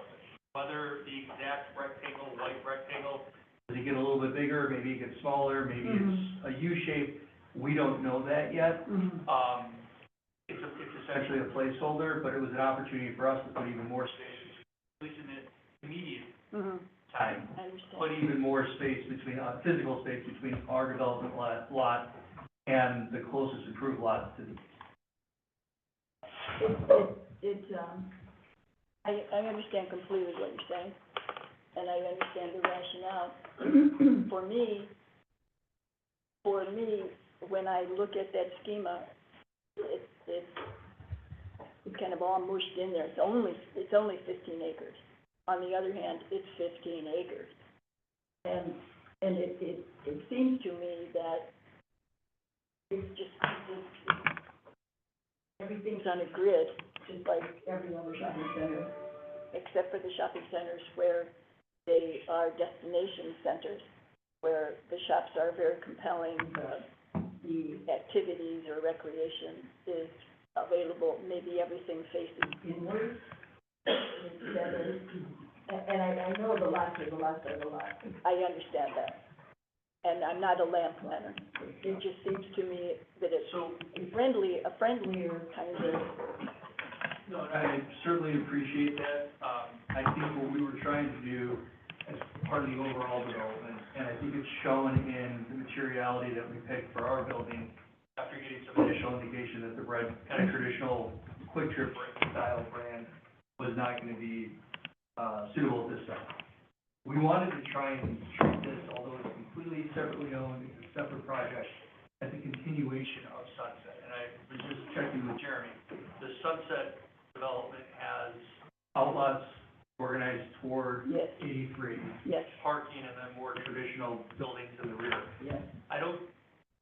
From our perspective, we didn't want to deviate too far from that general layout, because we are proposing a on-site roadway connection to that mall, and it kind of bifurcates a lot. So it takes our 14.8 acre site and kind of divides it into two. So the way I'm looking at it, there's a west half and an east half. And how does it fit? It's not a perfect rectangle. It has some shape issues to it. So we figured what probably makes the most sense based on grading, based on opportunity for detention and the requirements for detention. The Quick Trip site and the detention site were the first that we kind of plugged in, first two puzzle pieces, leaving open the opportunity we're proposing for. It may be that the village board and the PCZBA, if this project goes forward, says, you know what, we're really only gonna look at this three options. It's too much. It's too, we don't know that yet. And that's why I just want to be extremely clear that our request today, the preliminary piece, to establish the full parameters of the PD, and then only the Quick Trip site as the final. It leaves open, because we don't know what the market is. There may be somebody who says, we want to take the full west half, or the full east half. We have a plan for it. We want to keep open space, we want to, and that's great, and they would have to go through a process regardless. We want to be able to be the anchor, but we want to also offer flexibility to future tenants or future businesses that would buy their property developed along there. So it's 5 to 9. We want to have time for public comment. Are there any other trustee comments? I don't know if trustee Jamil joined online. I can't tell. There's not space on there. Are you there, trustee Jamil? I'm here. There you go. Okay, there you are. Do you have any comments before we go into public comment? No, I'm good. Okay, thanks for joining. You're in the meeting. The board approved you to join remotely. So what I'd like to do is open it up for public comment now, if that's okay with the board. Let's see how we can do this. I have a timer to keep it down to 3 minutes, if I can. But who has public comment? Sir, go ahead. One thing, I spoke in the morning, and one thing you guys aren't speaking about is the value of residential, going through that. How's our property value going to be affected? There's an independent study, I'll give this to everybody, it's called the gas station effect, where gas stations built in the 1 mile radius of it, the house prices go down, the appreciation cuts in half. So 1 mile radius in Long Grove from this gas station that's being proposed, it's about 272 homes, households. Median price is $500,000, but put it about 200. If you put it about to 20%, they're stating that it's 30, 50, I'll be conservative, say 40%. Talking about $10 million in home value that you're taking off the residents. So I think that's one thing. You guys are spending the sales tax money really quick, but you're kind of robbing people.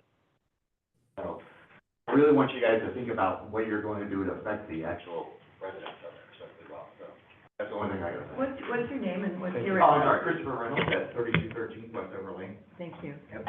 Thank you. Next. Mr. President? My name's Dan Dowd. I reside at 4118 Three Lakes Drive, Long Grove. I've been a resident for 37 years. There's been a number of references to the comprehensive plan.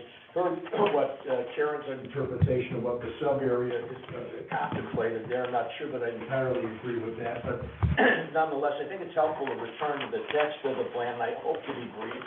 But in the plan, it's a well-written document. As you know, it's the blueprint by which all the objectives and goals that you're to be guided by in making decisions such as you're asked to make tonight or for the next meeting. And quoting from it, says, "The village of Long Grove is unique in an area of unprecedented, unfettered development. Long Grove has managed to retain much of the pristine rural charm, the large open green spaces, and the extensive natural groves of trees which have hallmarked the community since its inception. This has not occurred by coincidence, but through thoughtful design. The village represents a green oasis between the denser suburban or even urban communities located in the south, east, and north of the village. Closest to us would be Buffalo Grove. Today, Long Grove stands alone as a monument to the diligence and perseverance of its residents as a community which has successfully preserved much of the charm, natural beauty, and historical richness which has hallmarked the community's development since the 19th century. I would submit probably when they were talking about the surrounding communities, they went about a quarter mile down the road, saw a Shell station and a Casey's and said, we don't want that. That's precisely what we don't want in terms of the development in Long Grove. Additionally, there's not been much discussion and not much emphasis given to the findings of the Plan Commission, which I understand unanimously voted to reject this request. And I had called Dana earlier today to see if I could get a copy of what their report was to you, and he didn't think there was one. I think your ordinance requires that the Plan Commission report to you its findings with particularity and specificity and in writing. In the standards for the PUD and for the special use are standards which are to protect the homeowners and protect the residents from development which is not good for the community. And this gentleman just brought up the effect on the surrounding properties. Either the Plan Commission explicitly, if it submitted its findings in writing, or implicitly found that this development would have an adverse effect on the use, enjoyment, and value of the surrounding properties. I don't know how you're going to substitute your judgment for the fact finding that they did, which is what you're supposed to rely on. And there were many meetings, a lot of opposition, not many people in favor of it. And so, I would submit to you that it sounds like the village is in a financial bind, but your predecessors who have sat in those chairs for 100 years have resisted this precise type of a development, which is you pull in, it's going to be it's a sort of a gateway to the community, and you won't think you've left Buffalo Grove until you get half a mile or a mile down the road and realize that you're in a different sort of planning community. So if you need money, extend the tip, find another source. Don't sacrifice the real important planning that's been done preceding this to keep this the type of community that we all love to call Long Grove. And thank you for your Dan, thanks for your comments. The report, any report that we have, what can be shared with the public? Well, I don't know if the Plan Commission has met since the findings, so they haven't been able to ratify their minutes. Their minutes is typically... So the minutes will be able to be shared. So okay, once they're ratified, they can be shared. Other public comment? Sorry, but Tony first, or you first? Okay. You've got a lot of difficult decisions on this issue. You're trying to balance finance, you're trying to balance the history of this village, you're trying to balance the fact that I think an honest assessment would be that it's overwhelmingly opposed by your constituents, as evidenced by their getting onto the bus and going to a lot of meetings, although not tonight, because everybody I talked to said, oh, it's settled. It's settled. So they just sort of kicked it to you, I guess. And then you got the other issue of whether you really want to overrule the unanimous plan commission. Now, I have a different issue. I've heard rumors that what you're really going to do is discuss this in the executive committee because you're scared spitless of a lawsuit. That's called intimidation. Now, I'm just gonna tell you a little history, real fast. And Vic knows this history. So, a little church in North Ridge came to this town and asked to put up a church for about 100 folks. And Cal Doty and the president of the Plan Commission worked with them, and everybody was holding hands, kumbaya. And then, as I was on the Plan Commission, we saw the plan. Sanctuary for 1,200. 6 homes for missionaries, a gymnasium, a restaurant, all at North Kruger and York. Daycare center. And so, he said, we're not really keen on that. And they said, have you read H.R. 1308, the Religious Freedom Restoration Act of 1993, passed by the U.S. Congress, signed by President Clinton? You're out of luck, boys and girls, because this trumps, excuse my tongue, trumps Oh, geez. your little local village. And you want to deal with this? Oh, by the way, we have the National Methodist Hierarchy ready to back up. Oh, and we also have with us all of the religious law firms that are anxious to establish a precedent with national companies. Well, Vic's firm had advice on this, but I also decided that as an old investment banker, I never believe lawyers, because I was trained to be one. And that's a bad policy, to let lawyers run your policy. Never do it. So I contacted some of my other lawyers as an investment banker. I knew some of the best lawyers in Chicago. And they said it will be a close case, but maybe you'll win. So we went to court. We didn't get intimidated. We won at the Seventh Circuit, and they couldn't appeal. They couldn't get certiorari from the Supreme Court. This little village stood up to what was then viewed as an unstoppable religious wave of suppression of your right to govern your village.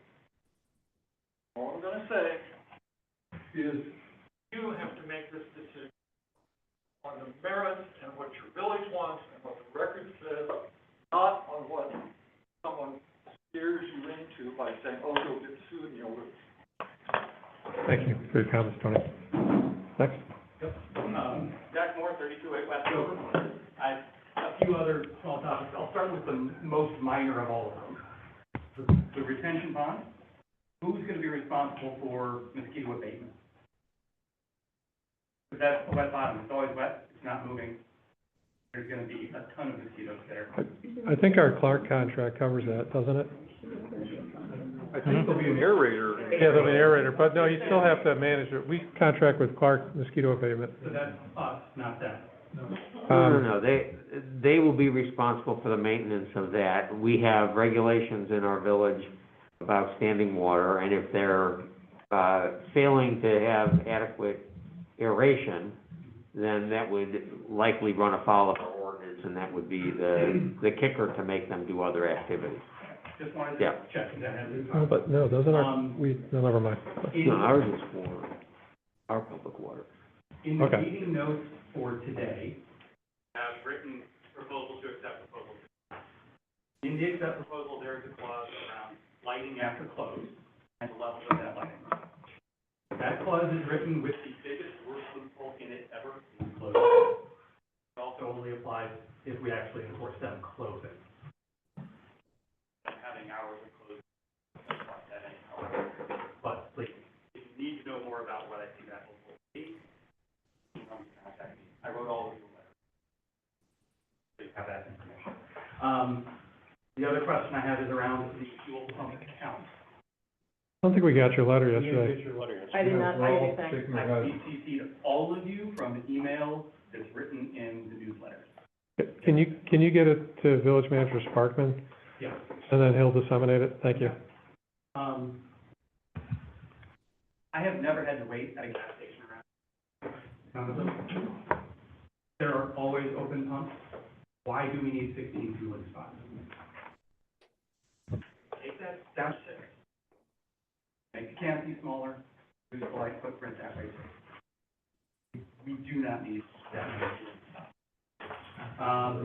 And the last one is just a question, right? Just business model of quick trip, quick in, quick out.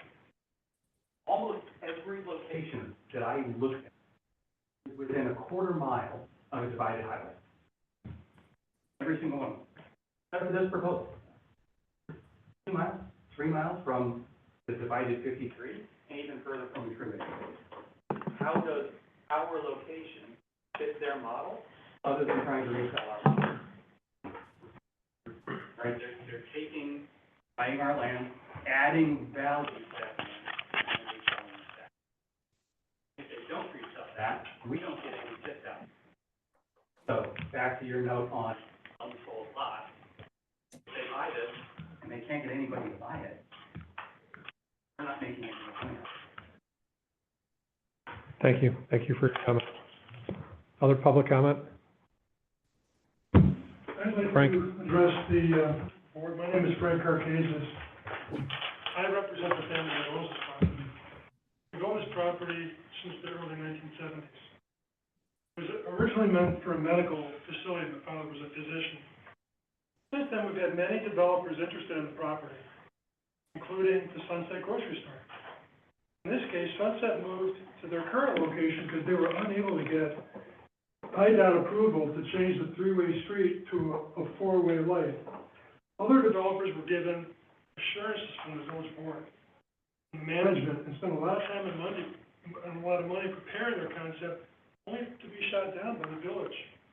We're spending a lot of time. Today, you are tasked with making a decision on this development. I have to say, as a property owner, taxpayer, and the steward of the well-being of Long Grove, we have been able to present this very respectable development to you. This development will be a great deal for the financial stability and the welfare of Long Grove. The sales tax that will be generated just from the convenience store, the gas station, will mean hundreds of thousands of dollars. Quick Trip has been given approval from IDOT, preliminary approval, to open the way and to perform the necessary highway enhancements that is necessary for this development to happen. At a great deal of expense to Quick Trip. I will make it known that changing the light from the three to a four-way is part of the Long Grove comprehensive plan. This development is everything that the comprehensive plan wants. And it is set forth, and most importantly, it will help Long Grove get out of any financial difficulty and start building a surplus. This property is also in a TIF zone, as the board members are well aware. Maybe some of the citizens of Long Grove do not understand it. But let me explain in the simplest way that I know. The taxing body, which is the state of Illinois and Lake County, will allow the village of Long Grove to keep the difference in the tax from before development to after the completion of the development, which will increase in value tremendously upon the completion of this development. Currently, we pay about $300 in tax for the 15 acres. Upon completion of this development, even with the one store, for the Quick Trip and its convenience store, that will generate hundreds of thousands of dollars from the $300 that we're paying. That'll be a big difference. Long Grove is missing out on this deal. The TIF expires in 5.5 years. This property will be developed sooner or later. There has been talk of Buffalo Grove annexing the property. The citizens of Long Grove are aware that the McDonald's across the street with that gas station and the gas station on the other corner was once Long Grove. For one reason or other, those properties were annexed into Buffalo Grove. And Buffalo Grove realizes all the sales and tax benefits of these sites. It's time for Long Grove to take their benefit from this revenue. I've heard a lot of stuff, a lot of talk, but this is not Long Grove. This is not what Long Grove wants. It doesn't look like Long Grove. A historic part of Long Grove is not Illinois Highway 83. It's the entrances at Robert Parker Coffin Road and Old McHenry Road. I drive through Long Grove, and there's a lot of vacancies. It seems to me that these entrances should be the focal point. Put a big arch, have it all lighted up, and it shows this is historic Long Grove. I'm sure many will go to downtown historic Long Grove, shop, and then on the way out, they will hit the intersection and they'll go to the Quick Trip. they'll gas up, and they'll get something from this restaurant, they'll get something to eat, and they'll move on to their home. Additional revenue for this city, and the city would definitely benefit from it. I hope the board will approve this development. I appreciate your time. I wished I had talked to you guys before. I never did. Out of respect. Let the process go. And respectfully, appreciate everything that you guys have considered. Thanks for your comment. Thank you. Well, we'll open up for a few more. So if there's a gentleman behind you first. Yes. Edward Maher, 1843 Richmond Lane. This here is a resident, who's up here for 26 years plus, owned 2 homes in Long Grove. Like this gentleman said, what makes Long Grove unique is the residential community character of it. I always believe that the people running Long Grove have the best interests of the residents at heart in the way that it developed. I look at this and I don't have the same feeling from it. It may be a source of revenue to the village, it may be a necessary source of revenue to the village, but it's not a reflection, I believe, from the support at the planning commission meetings, and anybody that I've talked to, that what the residents want. I believe there was other opportunities. I can understand the financial pressure that the village is under, but much like the people that developed Chicago from the very beginning, decided that that lakefront needed to be a reflection of the city and it needed to be a part of the city. You have an opportunity and a responsibility to develop this in a way that's consistent with the long-term view of this community. And my question to you as a board, is this what you want your legacy to be? Another gas station and ancillary development, or something that's greater that brings the business back to Long Grove? And the last thing that I would say is, almost all of the businesses in Long Grove are individual, privately owned businesses, with the exception of Menards. And you, as a board, have more experience with dealing with Menards and what comes with corporate ownership and the legal backing that goes with that, and everything that it will take to make any changes once this is approved. So my suggestion or my comment in this is that you will treat it as you would as a resident, more than as a trustee that's carrying the weight of the financial obligations going forward. And as this man said, and others have said, look for other opportunities that may be a better reflection of what the residents of this community want now and have wanted over the last 100+ years. Thank you for your comments. We're gonna have one more comment. Helen, I think you wanted to say something? I don't know that I can make all the comments I want to make in 3 minutes. I don't think that that's possible because we conducted 4 meetings, lengthy meetings, with lots of residents.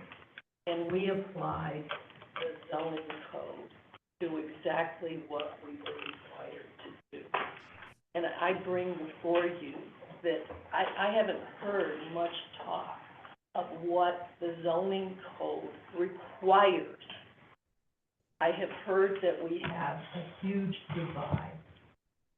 Those of us who applied the zoning code and unanimously, all 7 agreed that this applicant did not meet the requirements for the village of Long Grove. Most of what I have heard tonight, besides hearing from a presenter who has told you, I started to keep count, and then I lost count of, no, we won't consider that. That's not in our business model. No, we can't do that. No, we won't do that. No, that red stripe has to stay there.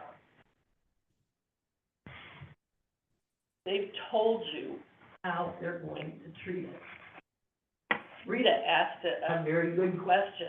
I asked it too at meetings.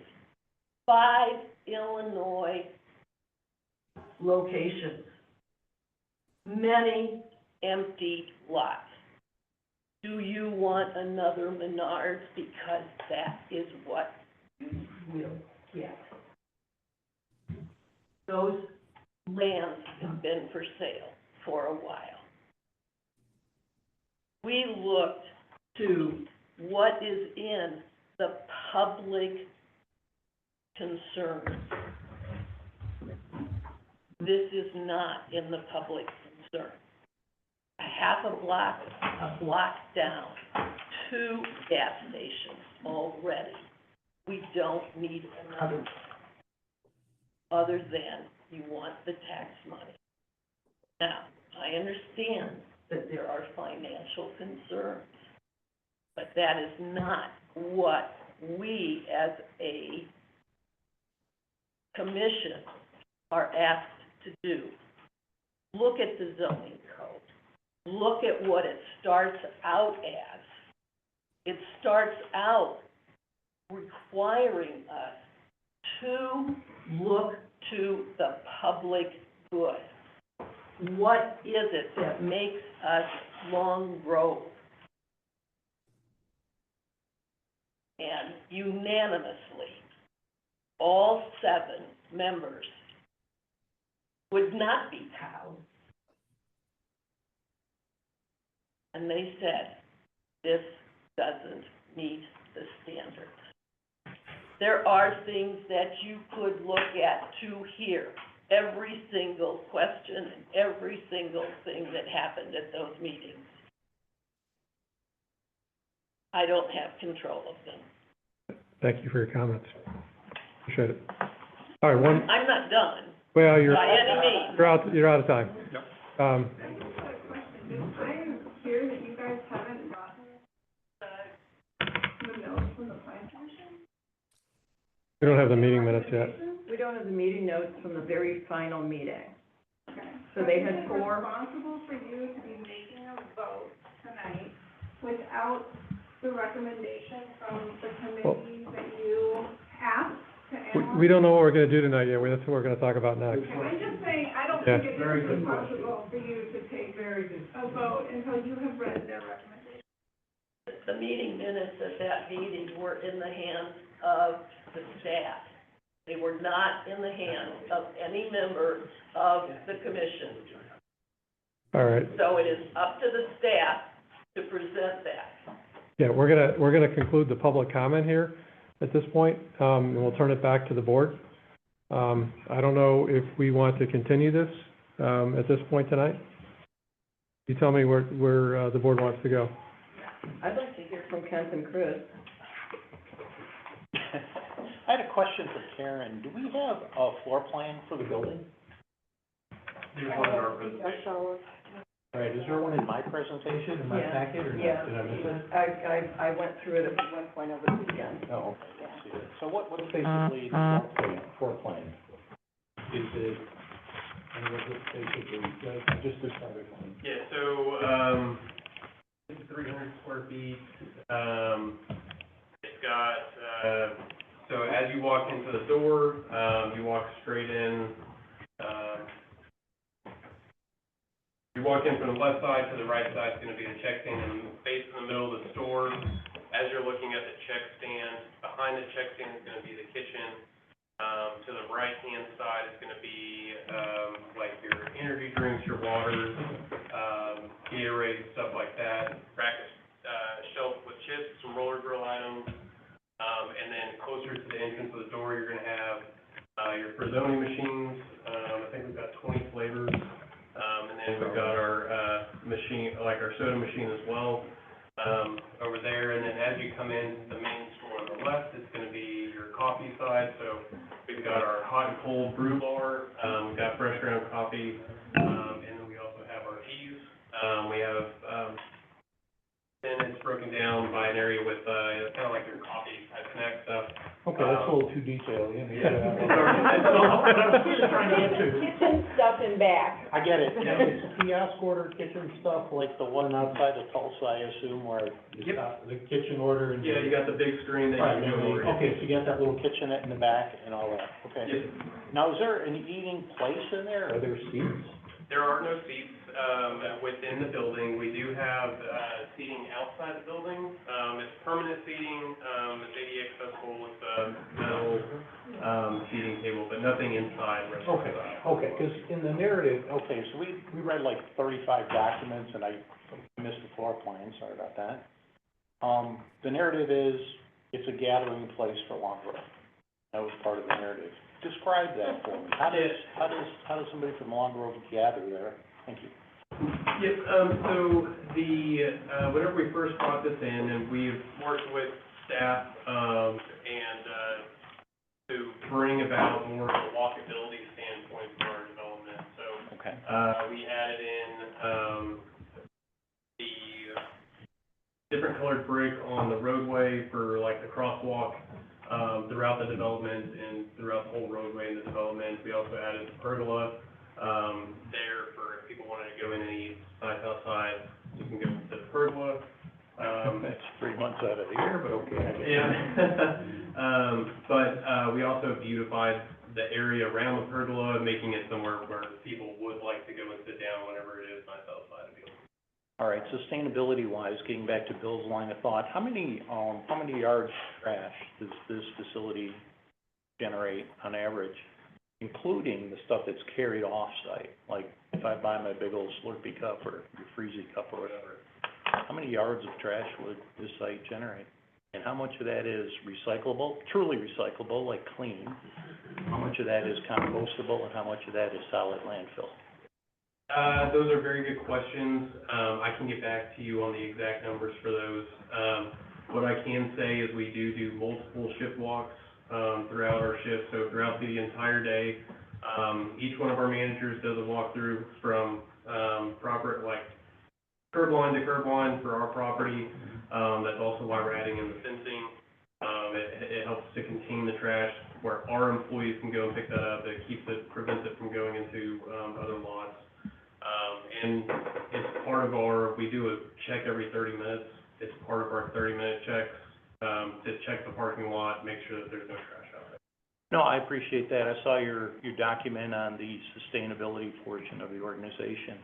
The data may be a little bit old, but handout is referencing back to like 2020, 2021, talking about the good things that the Tulsa locations are doing to take the trash generated and defer it from landfill and put it more into other sustainable, compostable or truly recyclable products. What are you guys doing for Long Grove in that regard? So it's all kind of based on the division. So what you're reading about was the Tulsa division. We started our company there. We've been there since 1958. So we have long-standing relationships that we've been able to build that program into the Tulsa market. We've started working on that in our other divisions as well, building that into the divisions as they come up. As we build up the Chicago market as well, that's also going to be something that comes in, is helping build those relationships for sustainability, recyclability, and other things. Do any of your facilities have compostable silverware, serving equipment, and that kind of thing, plates and all that? Is that all compostable, or do you guys use styrofoam for your drinks and everything? So we have styrofoam for like our big, huge drinks. We also have like reusable plastic cups, that like our small cubes reusable. We have a plastic big cube. And then we also have like our coffee cups. Those are, they're not foam, but they're like cardboard, kind of like your Starbucks cups. So those are compostable? Yes. Okay, I see. Where's your snow removal go on this particular lot? Where are you gonna put the snow? And is that part of the crud containment system, for lack of a better word? Or whatever that runoff is? Yeah, so, Where are you gonna put the snow?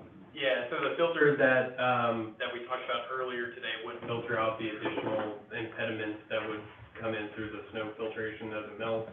But where are you putting the snow when you clear it? Because you guys, every gas station I've been to during the winter's got like mountains of salt and crap all over the place, right? Yeah, Where are you putting all that? So typically in our locations, we try to keep all the snow off of our main driving areas, so it'd be over by the trash cans, like the dumpster area. So, on our site plan, it would be the back right corner of like the Quick Trip lot. Within your containment? Within Quick Trip. I see, thank you very much. I have more, but they can wait. All right, trustee Kenichi? Yeah, I had prepared some comments. Given the late hour, I'm going to summarize the value points. There were several issues raised by the PCZBA. I'll start with the zoning standards. PCZBA denied the application in part because it determined that not all of the zoning standards were met. The Illinois Supreme Court has found that special uses need not satisfy all of the zoning criteria that may be identified in an ordinance. The review standards are more guidelines than strict requirements. It was also noted by the PCZBA chair and others, there are already a number of other gas stations in the general vicinity of the South 15. These comments were made to underscore a lack of necessity for the Quick Trip station. But it's also true that the presence of similar businesses in the immediate area with the proposed Quick Trip development really demonstrates the general appropriateness for this type of use in the context of the zoning standards established by the Illinois Supreme Court. Give some other things that have already been said. One point I'd like to make is this application, if approved by the village board, is conditioned upon and limited by a considerable number of detailed and specific terms and conditions. The village will ensure that this development meets all appropriate standards, including lighting, signage, grading, landscaping, among many others.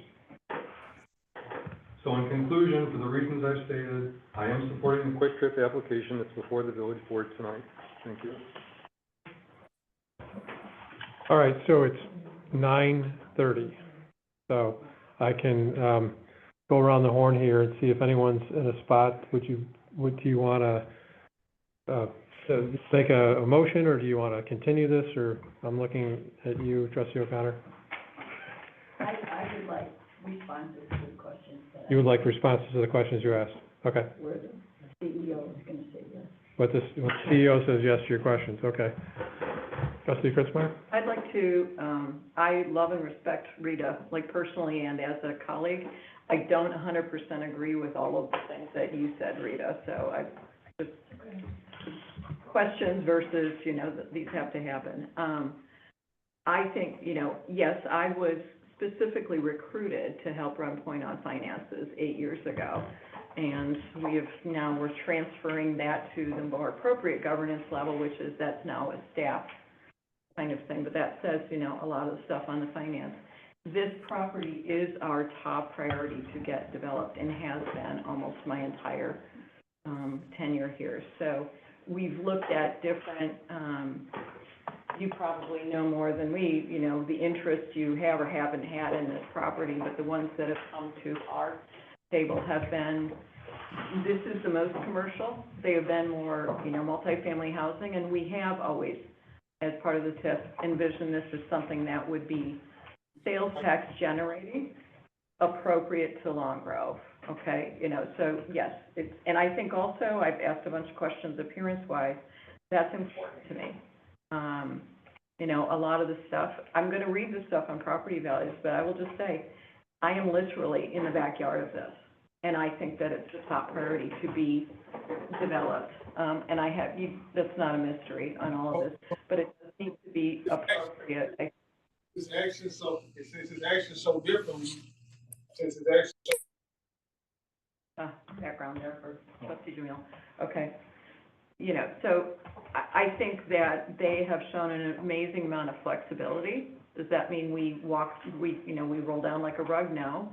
But I think that this is, so far, I've seen a partner that wants to work through an extraordinary amount of work with us. And so I'd like to, I don't have an opinion tonight versus that, but I do think that we all need to be satisfied. But I'm in favor to try and make this work because I think, for a lot of reasons, that this could be a partner that would work with us.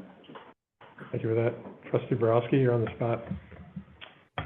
Well, Trustee O'Connor was, but that's okay.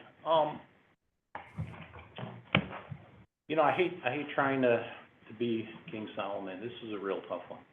I mean, it's been probably one of the more difficult considerations. I really think, to the earlier residents' comments, this is a village of about 8,500 residents. As you know, I've never been really the tax and spend guy in this board. As a matter of fact, I've opposed every tax increase I could possibly oppose, as you guys know well. because I think the village has been able to sustain, its core, which is quiet, dark, I don't wanna say rural anymore, because it's not really rural anymore, it's just kind of open space filled community, and that's why people move here. I think people move for this area for that, knowing that. Do some residents want other things? Of course they do, but for the most part, kind of know what you're getting in Long Grove. You're getting a dark sky, and you're getting a quiet neighborhood, and you're getting coyotes, and you're getting deer walking through the backyard. This is why I lived here. It's only in the north, yeah, because we don't do anything up there. No, it's also in the south. It happens at my house. On the other hand, to your comment earlier, as I look at this presentation, I think the petitioners are very professional. I think they're very thorough. I think they've done a very good job of coming to us with this straw man for the PUD. But on the other hand, there's a lot of unanswered questions as well. You know, I think Billy's been probing about the canopy. Frankly, it's a butt ugly canopy. Sorry, I know that's your name, Rand, but it's butt ugly. There's other drawings that Karen presented where the canopy doesn't look like sheet metal followed by whatever's on top of it. So I'm not a fan of that canopy itself. There's other gas stations in other communities that have done a very good job of, I don't want to say the word hiding, but I will, of hiding the gas station and make it more aesthetically seamless with the community. You know, there's a lot of communities that use natural buffering beside trees that only have leaves six months out of the year. Rocks, waterfalls, hardscape, true hardscape. So I'm a little bit dismayed about the aesthetics of it. You know, to me, it's still a gas station, and it looks like a gas station. And I think, again, it's been a real difficult decision, not a decision yet, I guess, but, you know, I told the petitioner when you came to this meeting and we referred you to the Plan Commission, I said I want to see more than a gas station, because if it's just a gas station, I'm not supportive. And so far, what we've seen are just a lot of unknowns on the other 4 lots, 3 lots, even like the grass area today. You guys could have very easily said, you know what, we're gonna make that the damn best water feature or park or something for Long Grove residents, but instead you said, we'll wait to see what happens in the future with somebody else who might want that space. So to me, that was an opportunity for you guys to say, we should do something with that green space for the community, and make it more of an amenity. I don't need to buy gas at 4 gas stations that are within a 3-wood drive of a piece of the property. So, at the end of the day, I'm not really supportive, because there's too many unknowns in that PUD development plan. There's too many uncertainties, and I wish it was more comprehensive, including what else goes around it and what the interior of that looks like. Not just, we'll chunk it up and we'll see what we fill in there later. Other PUDs that come to us, we probably wouldn't allow such uncertainty. I think there's things we can do to make this look better, make it look smaller, make it look more hardscape, to make it look more, you know, aesthetically pleasing. But I do have uncertainty with what the rest of that property looks like. I don't want to come to Long Grove and see another gas station. All right, thank you for that. Trustee Jamil, you're on the hook now for your thoughts. Yeah, so after hearing, the citizen, the developer, and also the review done at the Planning Commission, while I would like to go with the Planning Commission, but I may not fully agree with point number 2 and point number 3. It is the business owner or the applicant discretion whether or not the nearby gas station would affect his or her business. So that is his liberty.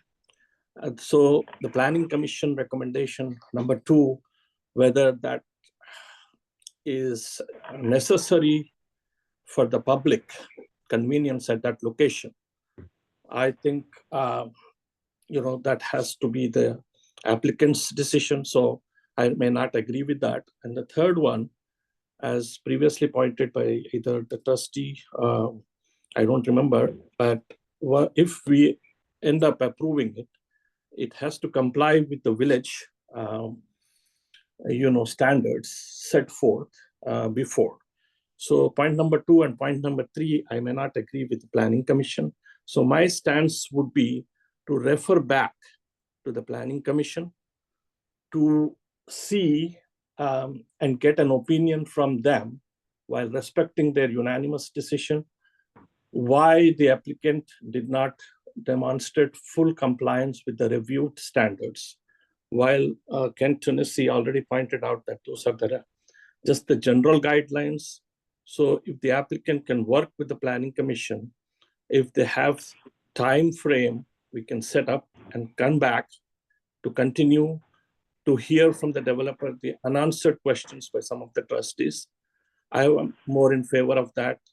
I would like to continue this process because I think the applicant has every right to give the application, and even if it is unanimous PCBA decision, we need to know why it doesn't meet the standard and what are the alternative they could have done from the Planning Commission. So I'm of the strong view that this should be referred back, and the talk has to continue, and the process has to continue. I'm not in favor of voting today, but I would like to see the Planning Commission response, and as well as some of the questions which are rightly for the developer to answer, come back in the next meeting, and then we can discuss it further. So that's my stance. And the number 3 and the last final point I would like to make to the residents concerned, whether this has some implications on the property depreciation. There are no such research reports. I tried to search myself whether that gas station would have an adverse impact on the property. Number 2, as far as the impact on the pollution, traffic, I'm not seeing particularly any negativity on behalf of that as well. So I think the application should be sent back to the Planning Commission to give us more insight of what the alternative they would have proposed if this is entirely rejected. All right, thank you for that. We're gonna ask Village Manager Sparkman to get one of the handouts that was sent to us about an article called The Gas Station Effect in regards to real estate prices the gas stations may have an impact on. So that'll get to you. Well, we all haven't read it yet, so we don't know anything about it, but we'll make sure we get that to you. That was provided during the public comment. Now, clearly, it's now going on 9:40. Is this something, are we a good place to rest it tonight, sit it here, or does somebody want to make any kind of a motion?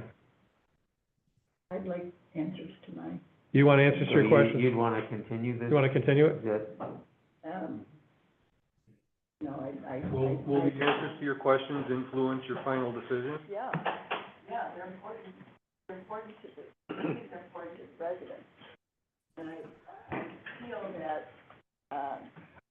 due process for both sides, both parties is, necessary and welcome.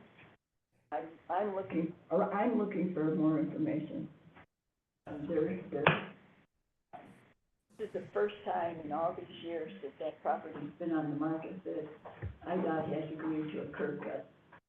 And that's been a showstopper for 20 years or more. I don't know.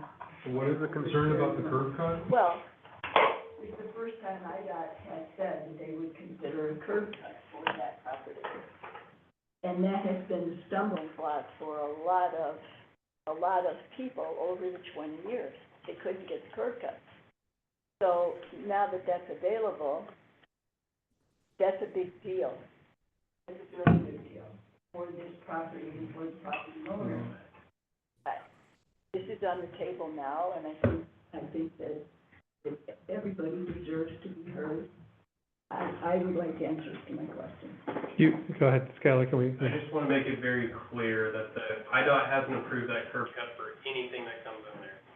That's not what IDOT has said. IDOT's reviewed our project and the development and has agreed to consider this for our development and our project. Not that this is gonna happen So no matter what. so I was under the impression that they had granted the quick trip proposal. We have had, And I understand that it's very expensive, and I understand you're willing to pay for it. right, I get yes. that. So IDOT's reviewed our project. We need to submit full plans in order for their geometrics team to review the geometrics. But that's the last stage in the review process for IDOT for a permit. But we haven't gotten to the point with Village yet to get full plans into IDOT. So you I have see. preliminary. You've gone as far as you can go with We have gone IDOT. as far as we can go. Preliminary approval. Okay. But if the board decided to approve it, it would be contingent on having that access granted. Well, of course, Yeah, of course. okay. I don't think they would want it otherwise. Well, that's not if they want a final plat on that property, that's part of it. So it would be part and parcel. The chicken egg. And IDOT needs that to make that. And Yeah. as far as what goes on the rest of the property, again, they can't market that until they get the okay from us. I know. So we can't blame them for not having answers when we haven't given them our answer yet. Well, except that there's usually when a shopping center, for example, is proposed, the anchor tenant typically comes in with promises or interest from other tenants for that area. We've been through this with Menard. I find it really, there's a lot of uncertainty as far as the future goes for those other lots. Can I make I'm not looking for, it would be unrealistic to look for a guarantee at this point in time. I get it, I understand, but, and at the same time, apparently nobody else has stepped up so far, expressing interest. that they can tell us about? Okay, all right. And again, we've been at this for approximately 2 years. Mhm. Jeremy said he, I don't want to put words in his mouth, he had 2 potential tenants 8 months ago. The stumbling block on That's marketing the property. I'm sorry, you did. There's They stumbling don't hire me.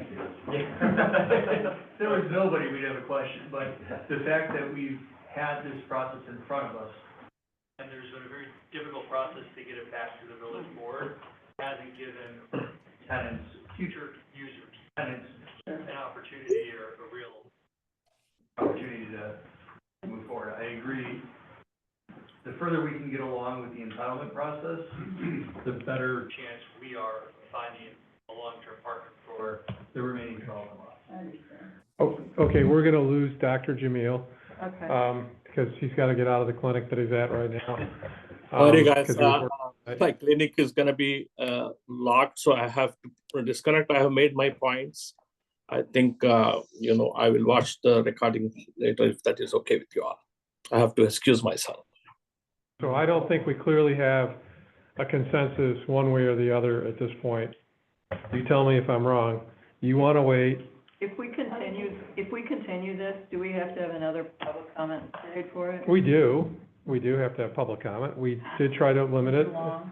It's long, but let's get, And 3 people smoke, I mean, Too short. yeah.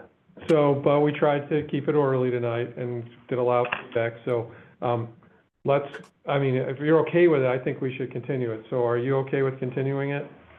Yes. All right, we have one that's, Would not be my Dr. Jamil. preference.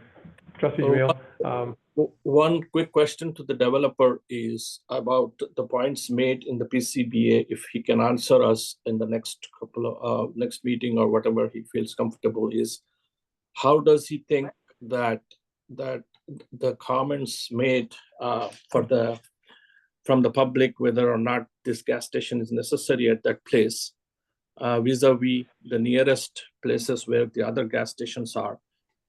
So if he can give some outline of what his strategy would be that will clear the air, I would also like to listen in the next meeting. There was a feasibility study in our materials. Is that what you're looking for? Yeah. Also, well, that came up, that came up in one of the plan commission meetings too, but let's, I guess, can you come back to that? There's a hand raising over there.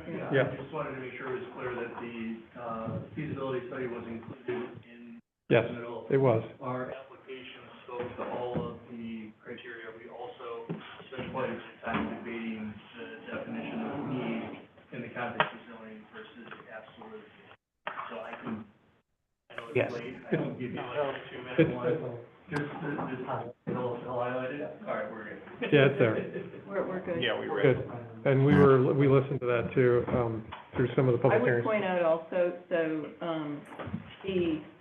the Sunset Grove thing also has like a main, the Sunset also has a main and also and a second curb cut also right in, right out, and a third curb cut at Aptekissick. So there's like a bunch of in there.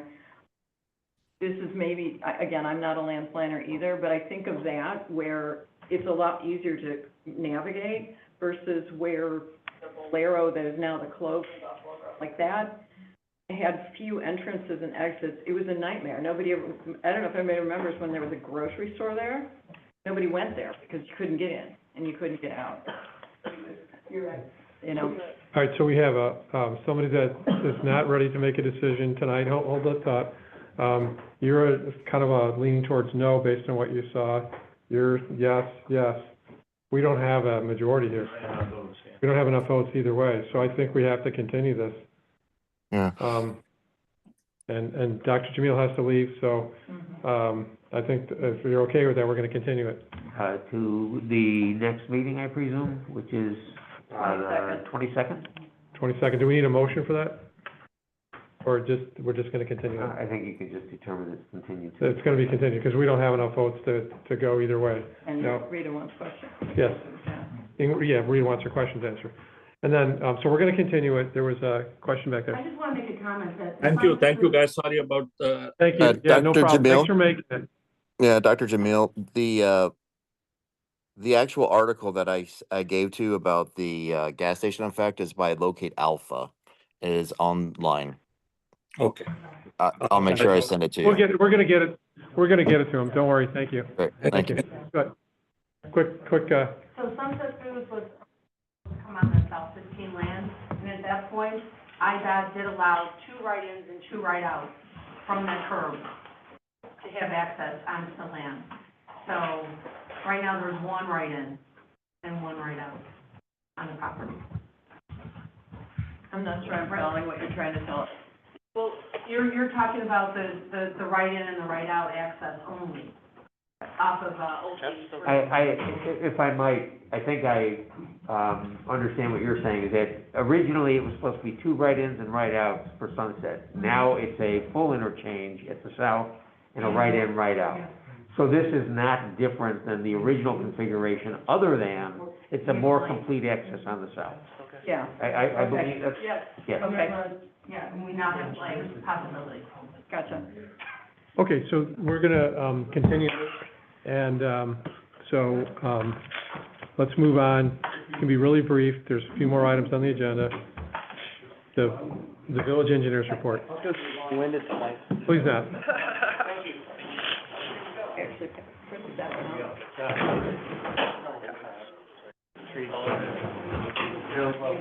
Never walk out of that. Thank you. Thanks, Peggy. Thank you.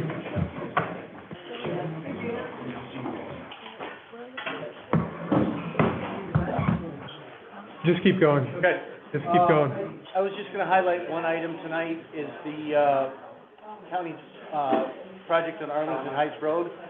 They're going to start work on Friday on Checker Road, so Would you write me westbound a, traffic on Checker Road is going to the intersection, so I might, it's going to be Jeff might have. traffic only, there's going to be a detour. The village has sent All right. out a detour map that's, in your packet, on constant contact with the HOA president. And, Lake County also distributed that on their, through their social media sites They've earlier had today. illuminated signs So- up for several days. So, I'm sorry, yeah. did you say why they're doing that? They need to widen the road and to safely pass through there. It's either you've got to close it or you've got to build a temporary lane. Thank you. Cold air, so. So, that's the only item that I wanted to highlight. That work is gonna last several weeks is all I know at this point. It's gonna be a function of weather more than anything else, I believe. But, as I know more details on that, I will, share them. I've talked to people who don't realize that they're not gonna be able to turn left into that McDonald's shell. Oh, yeah, that one. They're like, no, you're kidding, I'm like, you know, I gotta say, I'm like, that passed. Wasn't us, it was, that ship sailed. Go down to Alden and make, saying, what you do, so, anyway. That's what Lake County DOT says. They're promoting a U-turn there. People on the corner of Alden are gonna be real thrilled. Any other, questions for the engineer, village engineer? Nope. If not, we're gonna move to the budget discussion. You ready? Now, we have to pass a budget at the next meeting, everyone, so I don't know, has everyone looked at the budget? I've spent lots of time with the budget with Chris and with Tim. Are you looking, do you think it looks good so far? I'm very comfortable with it. We first thing, we went through line by line on all of the accounts and stuff like that. Okay. But one of the other things that's happening is Seidler is retiring, we know that. So there's a lot of cleanup going. I think it's in really quite good shape. I think they included a lot of the stuff that we talked about before. I asked about it, like what about all the, add-ons kind of thing. The question is, some of those were guesstimate numbers. We talked through some this afternoon. I think it's in very good shape. Do you think, without any discussion tonight, because you have a flight in the morning, 10 o'clock, do you think everyone will be comfortable passing the budget at the next meeting, or do we need to dialogue? You're good? You're good? Okay. You gonna be good? All right, I'm getting worried, but, We haven't seen your $250,000 road proposal, sir, we're still waiting on that. well, I think it's in the budget, right? Not yet. Chris would be happy to meet with any of us. Well, Vic, I don't know if Vic wants to unravel it tonight, how he figured out how to do it, but, Well, I think that there's some concepts that would work, and the real question is, if there's a placeholder in the budget, then it's worth fleshing through those concepts. It would not, the fact that it would be in the budget doesn't mean any money gets spent without the program. But to get the program going, there's not really a lot of, I'll be happy to do whatever you want in terms of work, but if there's not any money, there's no point in doing that work to develop the program. That's a board question. I mean, Right. I've been, I think, but if we don't do it next week on that particular topic, you guys should ravel through this. I think such a program is likely to be almost as one way of the street as running a water program. You will not be able to put that toothpaste back in the tube. Right. So for that reason, I think that I would be recommending that you get as much imaginary detail through that, so that, because somebody's gonna make an assumption and get pissed. So try to imagine as much as you can before you announce it, because somebody's gonna make assumptions about, free money. So the more you can figure the detail, that's been my okay. point all along, not the concept, the detail. Yeah, and that's what, Vic and Jeff and Chris and I met about, is how could we approach it, so. Yeah, and how do you make it easy to administer? Right, yeah. So I don't know if that changes your mind, but it's both some thoughts going into it, so. All right, so, Vic's words are always very powerful. well, they cost about, $100. Never mind, forget that. So definitely powerful. All right, so we're okay with that, right? Yeah, that particular line item, yes, no, whatever, I would, but in terms of everything else, I'm very comfortable with where it's sitting. Okay, then we'll keep ourselves moving. Village president, trustee reports. I will tell you that, I did send a letter in opposition of Kemper Ridge. Kildare did sign off on that and send another letter on top of that. The Plan Commission for Hawthorne Woods was meeting tonight. I'll tell you that, I did get a call from Mayor DiMaggio from Hawthorne Woods, and what he told me was that, the reason why they pushed it to the Plan Commission is so that they could shape it, and their plan was to provide single-family homes in a clustered format, and half of it would be open space. Yet we've seen, Which half? yeah, well, obviously, we're worried about the corridor, so, you know, again, Kildare signed off, they sent a separate letter in support of the letter that, Vic, drafted with a few edits from me, and, so I don't know, we'll find out what happened at their Plan Commission tonight, and so that's the only report I have, on that. You all read the letter, right? That's what I have. Trustee Borowski. There's a SWAPO meeting Thursday night. I'm 50-50 right now. I may need to be out of town or may not. What night is it? Thursday. Thursday. Where is it? Haneyville Town Hall, Haneyville. 6 o'clock. So somebody. I don't know, what's the name of it? Painesville? Guy from Green Acres, right? So if you can't go, let one of us know, and see if somebody can sneak in. All right, I'll find out tomorrow Yeah, morning. any one of us. Okay, thank you. Trustee Kritzmeyer. No report, Aaron Tilden. Trustee O'Connor. No report. Trustee Tanucci. No report. Village Manager Sparkman. Bad. All right, I would like a, motion to adjourn. Thanks, Karen. Moved by Trustee O'Connor, seconded by Borowski. Trustee Borowski. All in favor? Aye. Meeting adjourned. Good night, everyone.